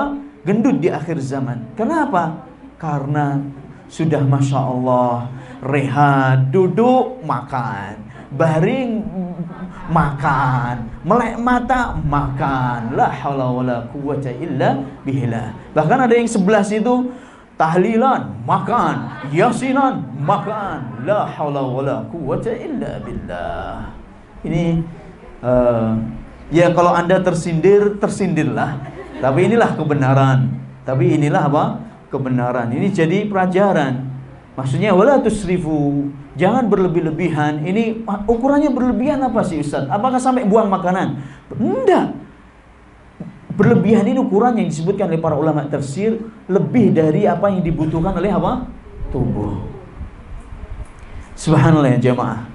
Ketika anak bahas hadis Rasulullah SAW ketika Syama'il Nabi, ini kajian saya Syama'il Muhammadiyah, sifat-sifat karakteristik dan sifat fisiknya Rasulullah SAW, bentuk tubuhnya, postur tubuhnya, bentuk lekuk wajahnya, segala macam. Ini ada kajian di Balayuda Ahad yang kedua dan keempat. Ketika saya bahas hadis wa kana sallallahu alaihi wasallam sawa'in as-sadru wal batnu, di sifatnya beliau di antaranya dada dan perutnya itu datar. Dada dan perutnya itu apa? Datar, bukan nonjol sebelah atau bawah yang nonjol, atas yang bawah yang buncit, atas yang enggak. Rata sallallahu alaihi wasallam. Ketika anak baca hadis ini, semua hadirin itu menundukkan wajahnya. Ya subhanallah. Ya kita juga terkena dalam hati. Ya Allah, ya Rabb. Anak katakan begitu, sunnah yang satu ini sunnah yang paling berat. Demi Allah, sunnah yang paling berat. Makanya ummahat, pesan kami, ya nasihat saya pada diri saya sendiri, apa yang diwasiatkan oleh Allah Subhanahu wa taala, wala tusrifu. Wala tusrifu. Innallaha la yuhibbul musrifin. Sesungguhnya Allah Subhanahu wa taala tidak menyukai orang-orang yang berlebihan. Ana mau panjang lebar, tidak apa-apa kita lanjutkan. Kalau ummahat banyak membaca hadis-hadisnya Rasulullah SAW tentang kehidupan beliau, para sahabat juga, Masya Allah, nangis kadang-kadang ummahat. Ada sebuah riwayat yang ana baca itu dari Ali bin Abi Thalib dengan sanadnya yang sahih. Ini sahabat. Rasulullah SAW suatu hari masuk ke rumahnya Aisyah. Dengarkan. Suatu hari Rasulullah SAW masuk ke rumahnya Fatimah. Dan seringkali beliau itu, rumah yang paling juga sering dimasuki oleh Rasulullah SAW, rumahnya Fatimah. Rumahnya Fatimah. Ummahat yang pernah umrah dan pernah sholat di Raudhah, ya kan? Ya benar, Raudhah. Itu kan Raudhah itu samping itu kan sudah rumahnya Rasulullah SAW, rumahnya Fatimah. Belakangnya dikit, yaitu masih dekat Raudhah itu. Belakangnya dikit itu ada di situ Babul Fatimah. Itu maksudnya rumahnya Fatimah. Jadi belakangnya rumahnya Aisyah itulah rumahnya Fatimah, rumahnya Ali. Suatu hari Rasulullah SAW masuk ke rumahnya Fatimah dan mengatakan, "Aina Aina bunayya, mana dua anakku? Maksudnya mencari Hasan dan Husain. Fatimah menjawab, sesungguhnya Ali tadi bilang kepadaku, wahai Fatimah, kau punya makanan enggak? Aku jawab, enggak ada. Akhirnya Ali membawa Hasan dan Husain keluar rumah, ditakutkan dia nanti minta makanan dan tidak ada apa? Makanan. Akhirnya mereka nangis. Makanya oleh Ali diajak mana? Diajak kemana? Diajak keluar oleh Ali, biar enggak nanya apa? Makanan. Karena di rumah tidak ada makanan. Bayangin teman, rumahnya Fatimah, wanita Sayyidatun Nisa'il Alamin, sayyidahnya wanita di surga, sayyidahnya wanita yang ada di jagat raya ini dari umatnya Muhammad sallallahu alaihi wasallam. Allah musta'an, tidak ada makanan. Bayangin umat. Akhirnya Ali pergi ke kebun kurmanya Yahudi, dan minta kurma dari orang Yahudi, dan diizinkan, disuruh ngambil oleh Yahudi ini. Ketepatan memang tetanggaan juga dengan Rasulullah SAW, dan orang Yahudi ini memang terkenal karim juga, maksudnya suka memberi juga dia. Padahal sifatnya Yahudi itu pelit loh ya, tapi kali ini dia berbagi, mau mengasih Ali. Dipersilahkan bahkan Ali untuk mengambil kurma di kebun sendiri. Akhirnya dibawalah Hasan dan Husain di kebun kurma tersebut. Ali sibuk ngambil kurma, kemudian berikan kepada Hasan dan Husain untuk dia pegang, untuk dia makan, sambil main air di situ di kebun tersebut. Ali masih ngambil kurma. Gak lama kemudian datanglah Rasulullah SAW, dan itu sudah mendekati waktu zuhur. Rasulullah SAW mengatakan, ya Ali, ala tuqliba abnayya qabla an anshtadda alaihim al-har. Wahai Ali, tidakkah engkau kembalikan dua anakku ini ke rumah sebelum matahari semakin panas? Apa jawabnya Ali? Ya Rasulullah, lo jalasta. Ya Rasulullah, alangkah bagusnya engkau duduk sebentar sampai aku kumpulkan kurma-kurma ini untuk Fatimah. Bayangin ya, gak ada makanan di rumah. Jadi enggak cuma Ali makan, anaknya kenyang, terus istrinya enggak dapat. Dia ngambil juga untuk siapa? Fatimah. Allahu Akbar, Allahu Akbar. Akhirnya setelah dia kumpulkan, Ali menggendong Hasan dan Rasulullah SAW menggendong siapa? Husain, dan balik ke rumahnya. Ini hadis ini sahih. Dan ketika anak cari hadis-hadis seperti ini, ya ilaha illallah, ternyata terlalu banyak ya ummahat. Bagaimana para sahabat itu mengalami kelaparan, tidak ada yang makan, sampai pun Rasulullah Sallallahu Alaihi Wasallam. Bagaimana dengan kita? Makanya satu ini permasalahan yang satu ini, masalah makan ini, Allah musta'an, kita sudah tanpa kita sadari kita sudah berlebihan. Jujur aja, kita telah apa? Telah berlebihan. Nah,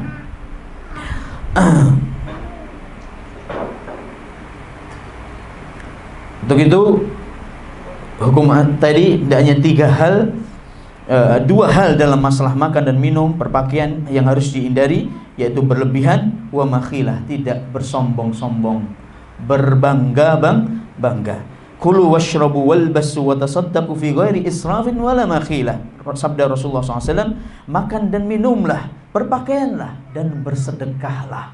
Diingatkan oleh Rasulullah SAW. Dan bersedekahlah, tanpa dengan makan dan minumlah, berpakaianlah, bersedekahlah, tanpa dibarengi dengan sifat berlebih-lebihan dan tanpa dibarengi dengan sifat keangkuhan.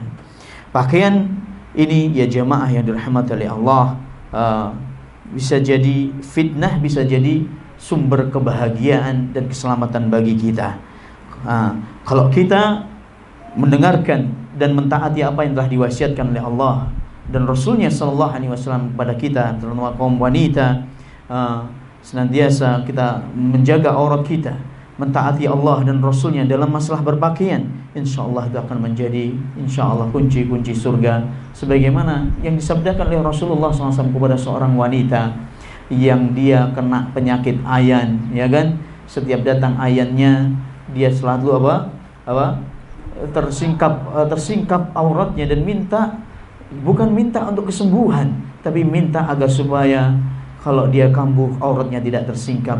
Dijamin oleh Rasulullah SAW apa? Jannah. Bayangin ya ummahat, di antara sifat ahli jannah, wanita ahli jannah adalah wanita yang sangat menjaga kehormatan dirinya, menjaga kehormatan dirinya. Ida sammatil mar'atu syahraha wa sallat khamsaha wa hasanat farjaha wa ata'at ba'laha qila laha udkhul jannata min ayyi babin syi'ti. Kalau wanita itu menjaga salat 5 waktu, puasa Ramadan, menjaga kehormatan dirinya, menjaga kemaluan, maksudnya menjaga kehormatan dirinya. Di antara menjaga kemaluan, jaga kehormatan diri, menjaga aurat, menjaga auratnya, dan mentaati suaminya, dipersilahkan oleh Allah Subhanahu wa taala masuk surga dari pintu manapun yang dia inginkan. Kemudian yang terakhir, pesan dari beliau hafizahullah taala, hendaknya hadis Rasulullah SAW di bawah ini jadikan perenungan. Sinfani min ahlin nari lam arahuma, 2 jenis manusia calon penghuni neraka yang belum pernah aku lihat, kata Rasulullah sallallahu alaihi wasallam.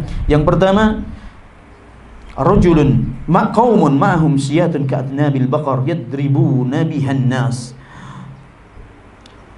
Kaum, seorang laki-laki yang senantiasa membawa cambuk seperti ekor-ekor sapi, yang mana dengan itu dia memukuli manusia. Wa nisaun kasiyatun 'ariyat mumilatun ma'ilat ru'usuhunna ka'asnimatil bukhtil ma'ilah la yadkhulnal jannata wa la yajidna rihaha wa inna rihaha la yujadu min masirati kada wa kada. Adapun jenis manusia yang kedua, calon penghuni neraka, wanita yang berpakaian tapi hakikatnya telanjang. Mumilatin ma'ilat, jalannya berlenggak-lenggok, yang berlenggak-lenggok menebar fitnah bagi kaum bagi kaum laki-laki. Ru'usuhunna, sifatnya wanita ini, kepalanya, di atas kepalanya ada gulungan rambut seperti punuk onta yang miring, Masya Allah. Ini Rasulullah SAW mengatakan calon penghuni surga yang belum pernah aku lihat, kata Rasulullah SAW. Jadi ini belum ada pada zamannya Rasulullah SAW. 2 manusia calon penghuni neraka ini belum ada pada zamannya Rasulullah SAW. 2 jenis manusia calon penghuni neraka yang belum pernah aku lihat. Lam arahuma. La haula wala quwwata illa billah. Inna lillahi wa inna ilaihi raji'un. Tapi kita lihat sekarang ini. Yang kedua adalah wanita tadi sifatnya, dan di atas kepala mereka ada gelungan rambut seperti punuk onta yang miring. Mereka tidak akan masuk surga dan tidak akan mencium baunya, padahal bau surga tercium dari jarak sekian dan sekian.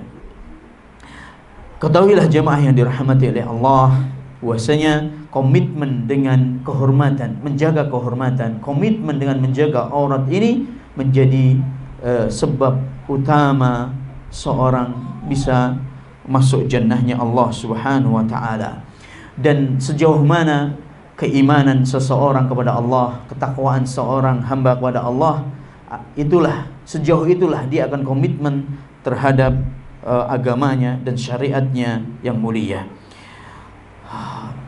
Lihatlah bagaimana Ummu Salamah, istri Rasulullah SAW, pernah mendengar sabda dari Rasulullah SAW. Kalau Rasulullah SAW memerintahkan wanita menjulurkan pakaiannya, ummahat, dengarkan ummahat, laki-laki itu kan pakaiannya kan di pertengahan betis, ummahat. Itu pakaiannya para sahabat pada waktu itu. Sarungnya, jubahnya, sirwalnya itu di pertengahan betis.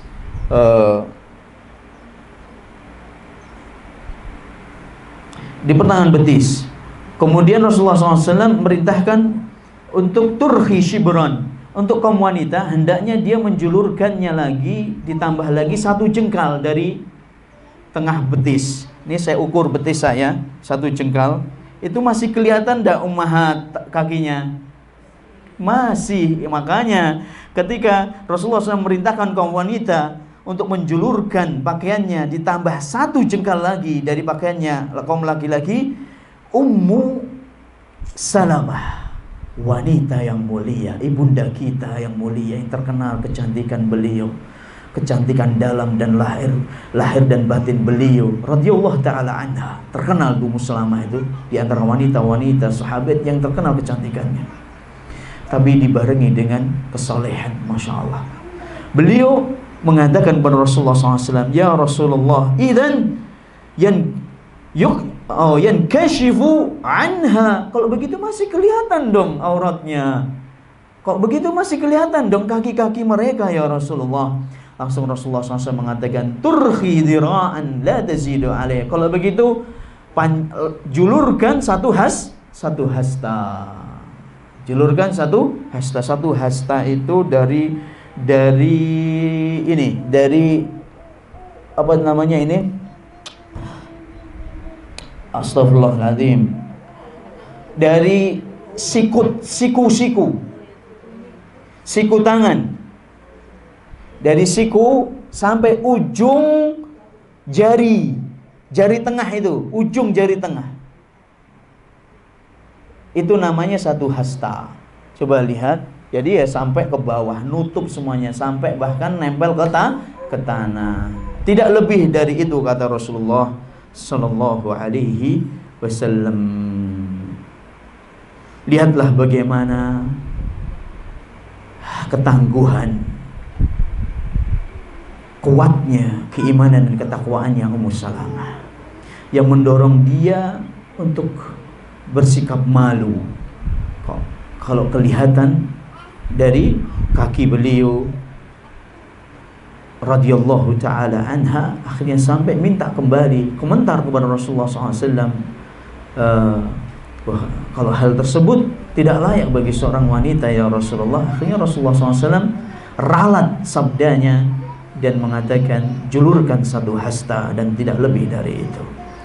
Hendaknya seorang wanita muslimah takut kepada Allah Subhanahu wa taala.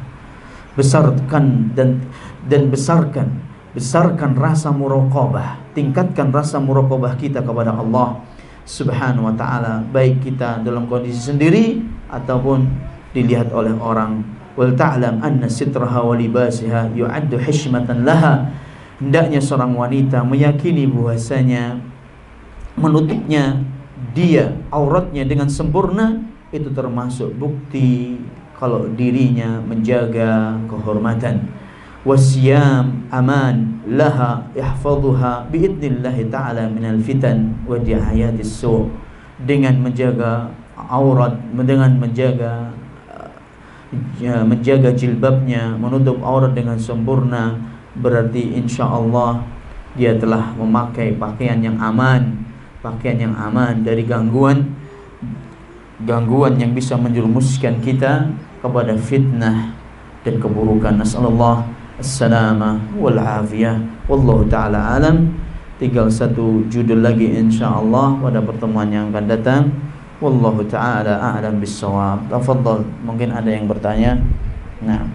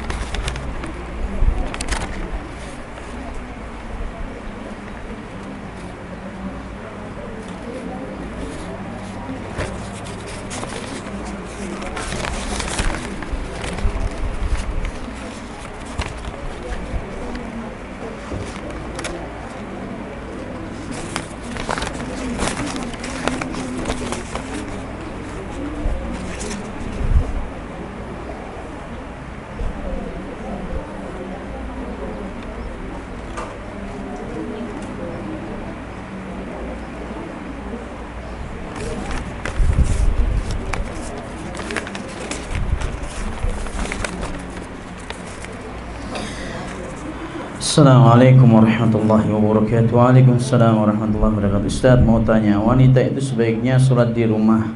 Aman apa yang dapat dikerjakan agar sama mendapatkan pahala laki-laki yang sholat isya dan subuhnya berjamaah di masjid?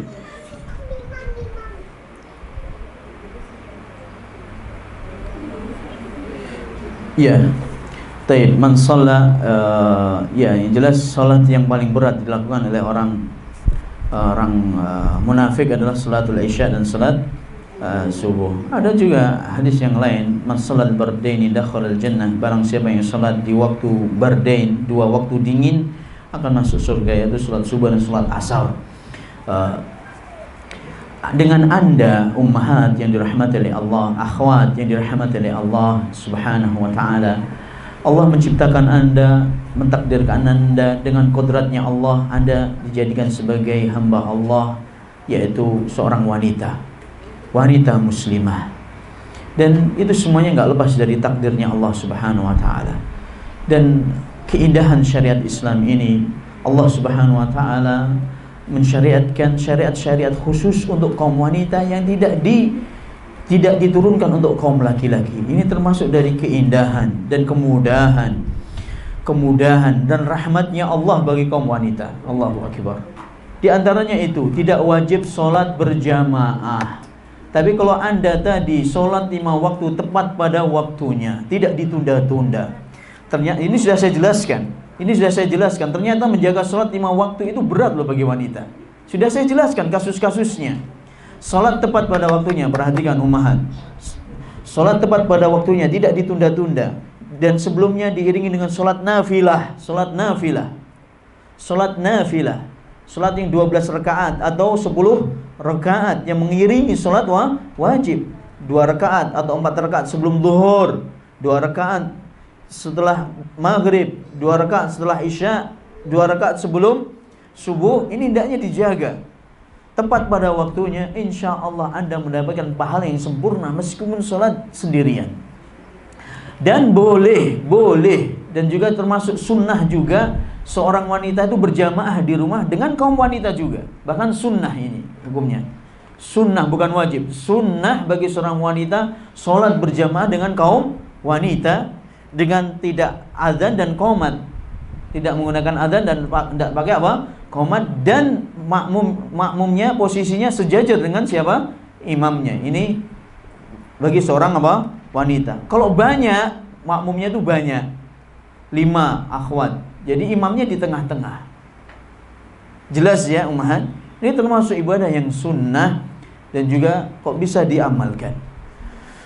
Habis itu berbanyak ibadah sunnah yang kok kita bisa menjaga yang wajib, perbanyaklah melakukan ibadah sunnah. Sholat 2 rakaat duha atau 4 rakaat duha.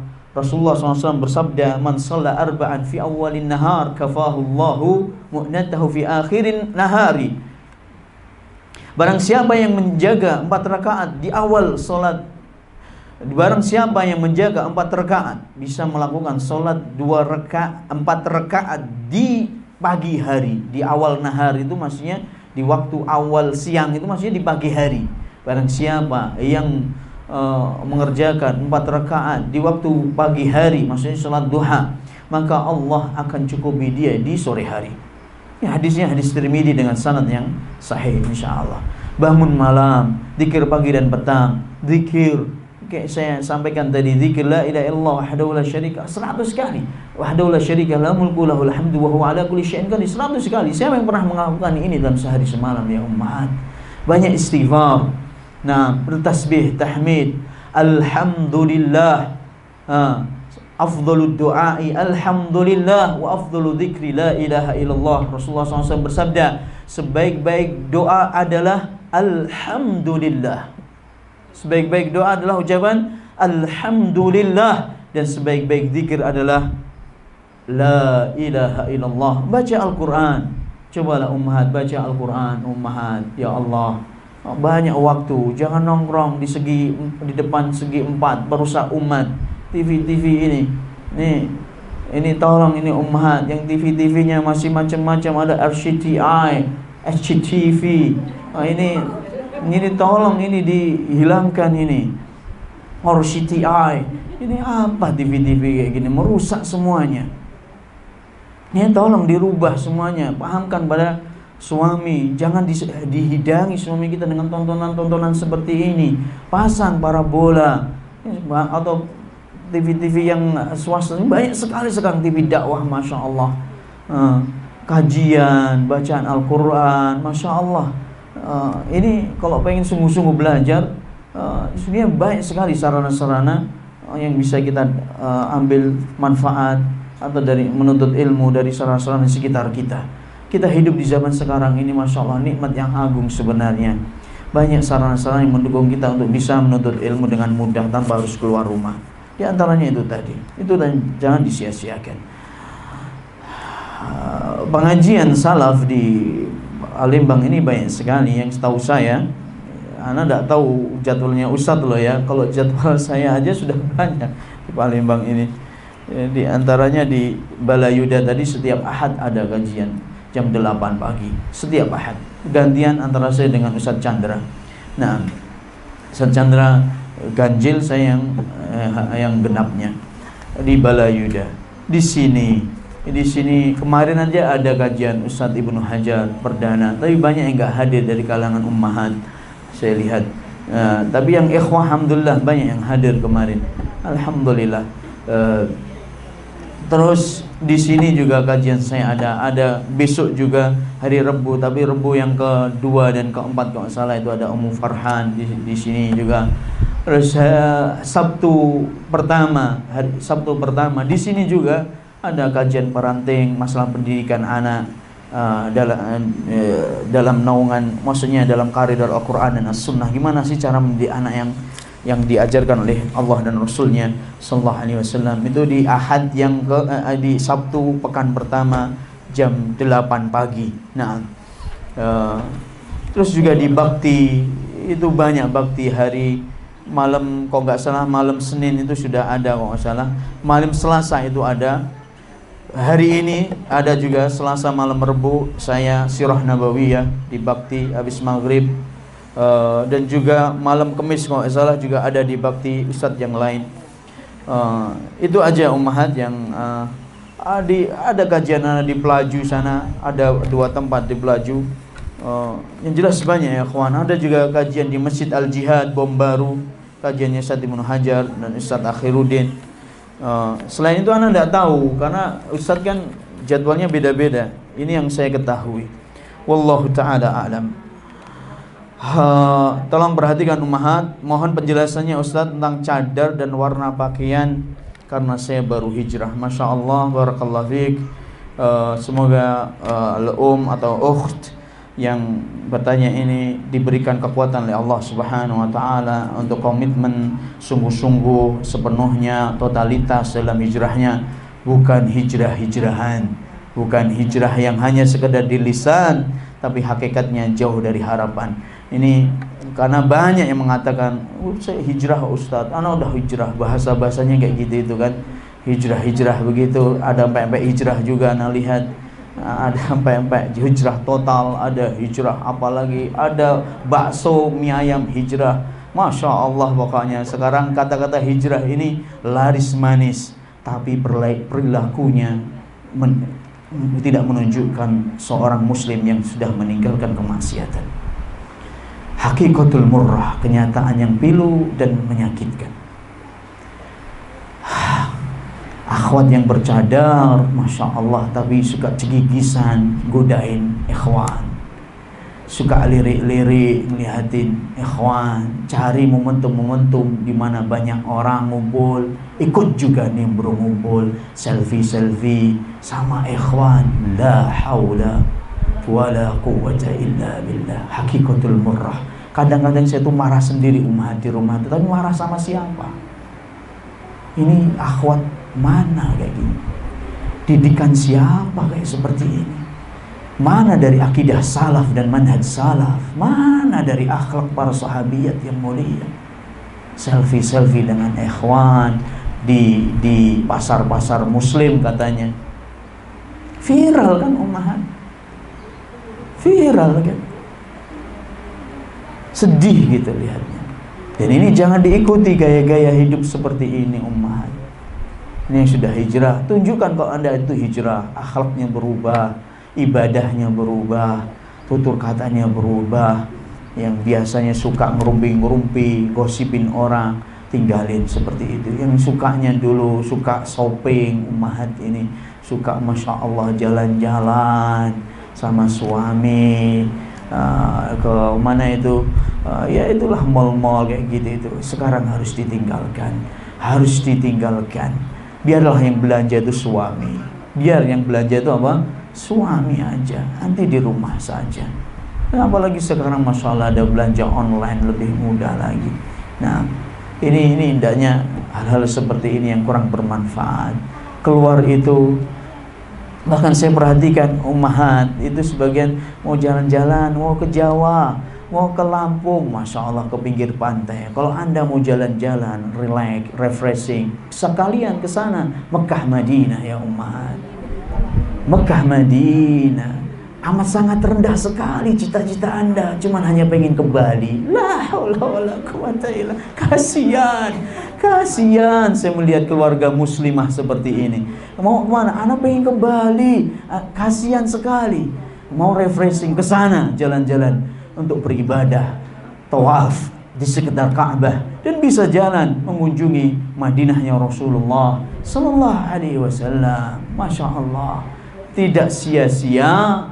Bahkan Anda mendapatkan pahala, dijamin surga, bahkan dihilangkan dari kemiskinan bahkan, dan juga dihilangkan dari dosanya.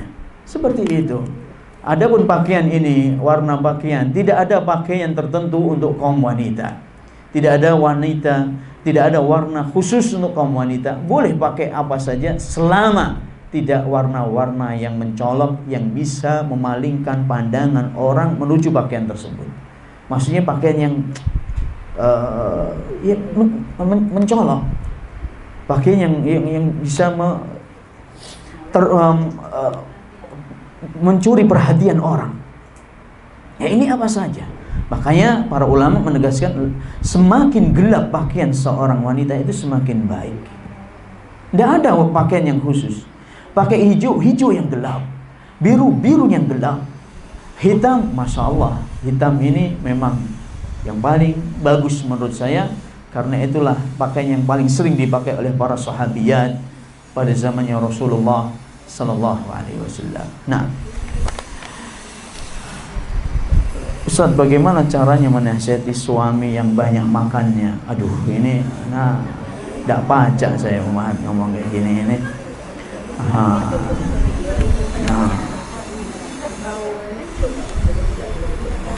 Ya sampaikan aja ini tadi, makan minum tuh hukum asalnya apa? Boleh, selama tidak apa? Berlebihan. Dan di sini karena ukuran badannya sangat besar sekali Ustadz, Masya Allah, sampai ukuran badannya yang jelas ummahat, saya juga belajar dalam masalah ini. Saya kan berusaha untuk nggak makan kecuali ketika lapar lah, gitu aja. Memang jujur aja dalam yang satu ini, sampai Ustadz pun banyak yang nggak bisa mengamalkan. Sampai Ustadz pun nggak bisa mengamalkan. Jujur aja, karena ini adalah sunnah, termasuk dari petunjuknya Rasulullah SAW yang banyak ditinggalkan oleh kaum muslimin di zaman sekarang ini, yaitu berlebihan dalam masalah makan dan minum. Bukan cuma makan dan minum, sampai berpakaian juga. Sampai berpakaian juga. Rasulullah SAW diriwayatkan dalam ada seorang sahabat, ada seorang tabi'in, Hasan al-Basri radhiyallahu ta'ala rahimahullah. Beliau ditanya oleh muridnya, "Ya Imam, sif lana ashaban Nabi sallallahu alaihi wasallam." Wahai Hasan al-Basri, wahai Imam, sampaikan kepada kami, ceritakan kepada kami bagaimana sih sifat-sifatnya para sahabat itu, bagaimana sih kriterianya para sahabat, yakni watak kepribadiannya para sahabat itu gimana sih, sifat-sifat mereka bagaimana, ceritakan kepada kami. Ini murid-muridnya Hasan al-Basri. Hasan al-Basri seorang tabi'in. Hasan al-Basri sebelum menjawab beliau menangis karena ingat para sahabat radhiyallahu ta'ala anhum. Akhirnya beliau mengatakan, di antara sifatnya para sahabat itu ya ummahat, ma ara ahadan minhum tawa thawbah. Aku tidak mendapati satupun dari sahabat yang melipat kain bajunya. Ini sifat yang dimiliki oleh para sahabat yang disebutkan di Hasan al-Basri. Aku tidak melihat satupun dari kalangan sahabat yang melipat kain bajunya. Siapa yang bisa menjawab dapat hadiah. Apa maksudnya melipat kain baju? Ini hadiahnya sudah ada di depan saya. Hah? Apa? Gemuk? Ah iya, Masya Allah, barakallahu fiik. Ini sama ibu siapa? Ya, Munabilah. Nanti habis kajian nanti saya kasih hadiah ini insyaallah. Ini ada buku Metode Asy-Syafi'i Ilmu Tajwid Praktis. Masya Allah. Ini kalau beli lumayan ini hadiah. Saya dapat hadiah dari pengarangnya langsung, Abu Ya'la Qurnaidi, Ustaz Qurnaidi. Nah, saya nggak bisa ngasih hadiah umroh saya pengennya sama suami ini berangkat gitu, pengen saya doakan ya semoga Ustaz Umar punya SPBU gitu kan, atau kebun sawit paling enggak ya 500 hektar lah gitu lah ya, nanti bisa ngumrohin semuanya gitu. Allah musta'an. La haula wala quwwata illa billah. Semoga Malik Salman tuh denger ya obrolan kita kayak gini-gini. Sedih rasanya tuh kalau kayak gini. Baik. La haula wala quwwata illa billah.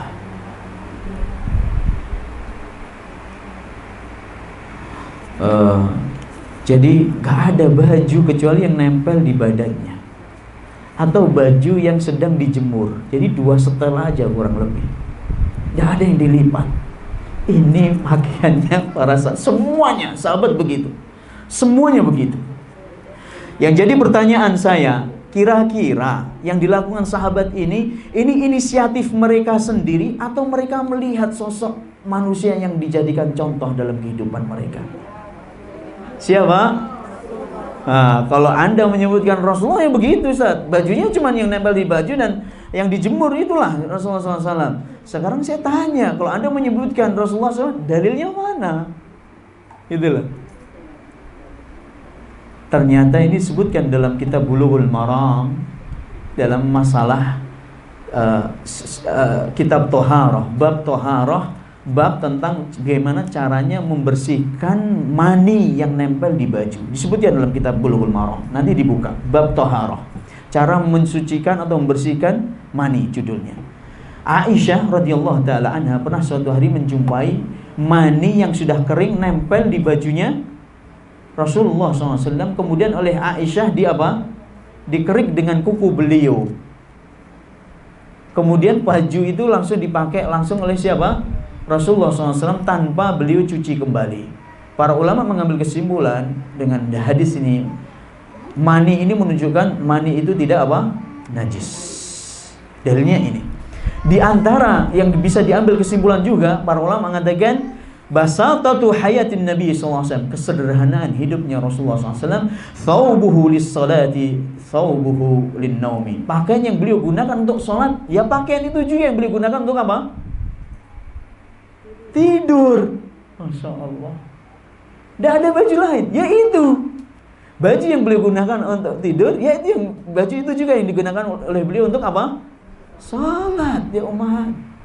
Allahu Akbar. La haula wala quwwata illa billah. Mungkin ada baju satu lagi mungkin yang beliau cuci atau yang beliau siapkan untuk sholat Id atau sholat, mungkin ada. Tapi hanya kesehari-harian beliau itu. Enggak sampai dilipat bajunya, yang jelas. 2 atau 3 setel aja mungkin pakainya beliau sallallahu alaihi wasallam. Tidak seperti baju kita. Sudah berapa lemari di rumah kita umat. Tidak usah disebutkan lah, semuanya dah tahu sendiri-sendiri sudah. Masya Allah, 2 lemari nggak cukup, 3 lemari nggak cukup, 4 lemari, bayangin itu penuh pakaian umat.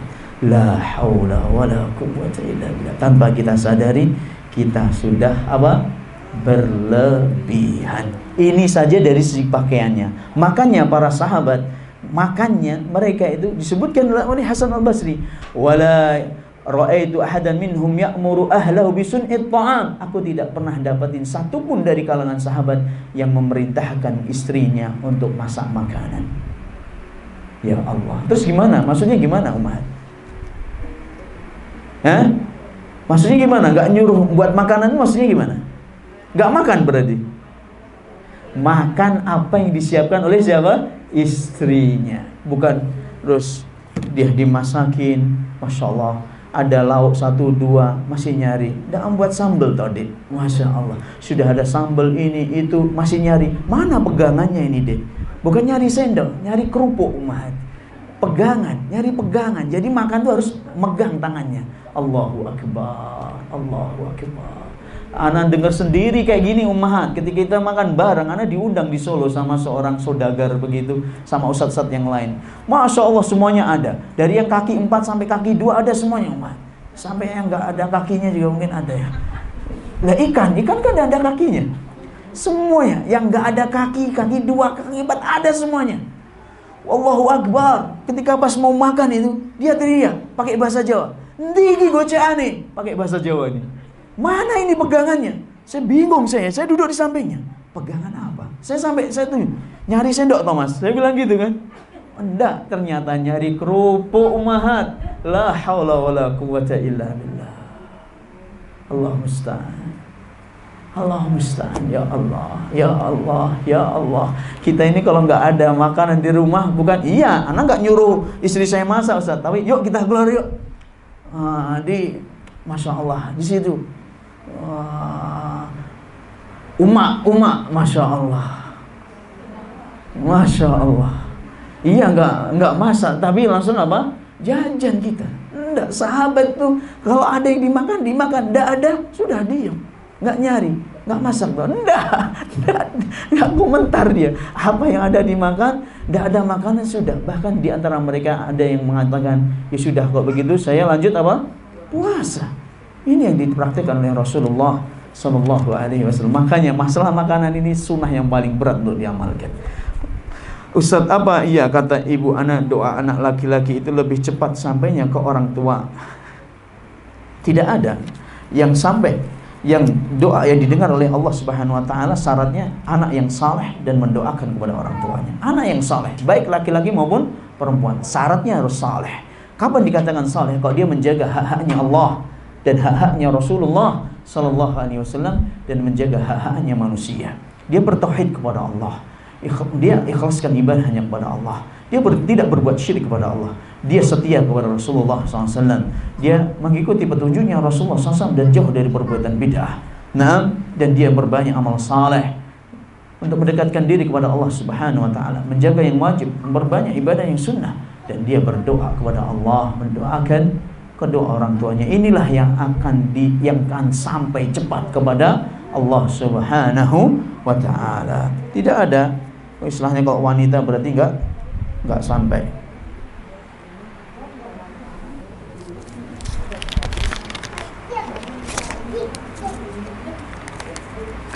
Selanjutnya pertanyaan yang terakhir, Ustadz, saya seorang tenaga medis. Bagaimana hukum saya ketika di lapangan kerja saya harus menggunakan baju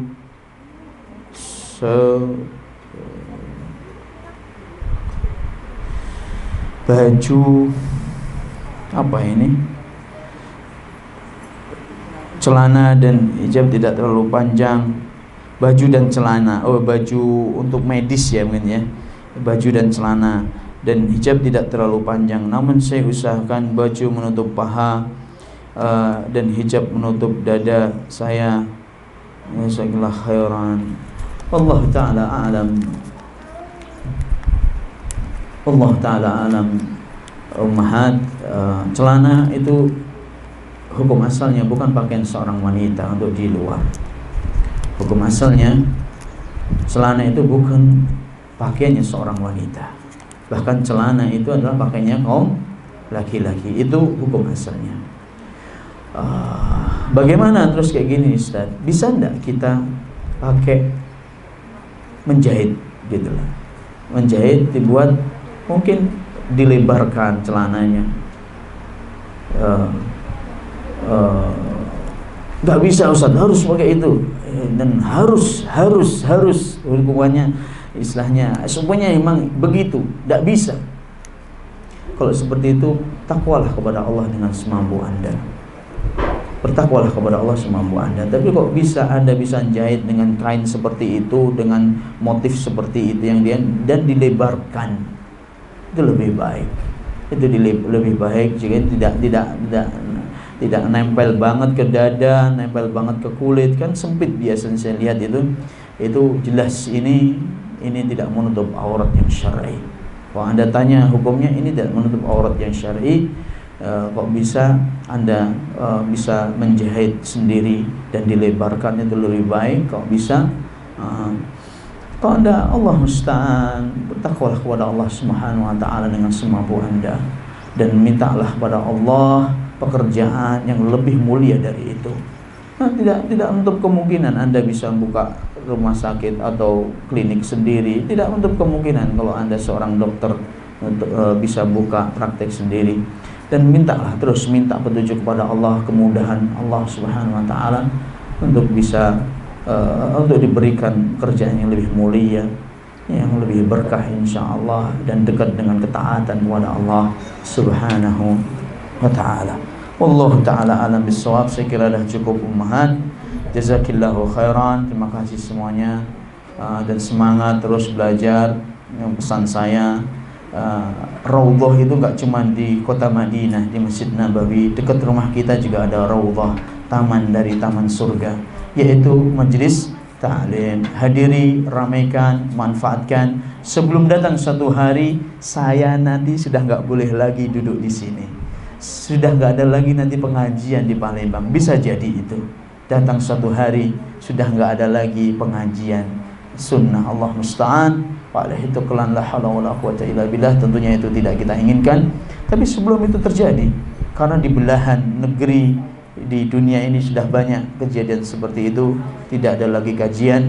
Makanya ini mumpung masih ada kajian sunnah, manfaatkan dengan semaksimal mungkin. Subhanakallahumma wa bihamdik, asyhadu an la ilaha illa anta, astaghfiruka wa atubu ilaik. Wa akhiru da'wana anil hamdulillahi rabbil alamin. Assalamualaikum warahmatullahi wabarakatuh.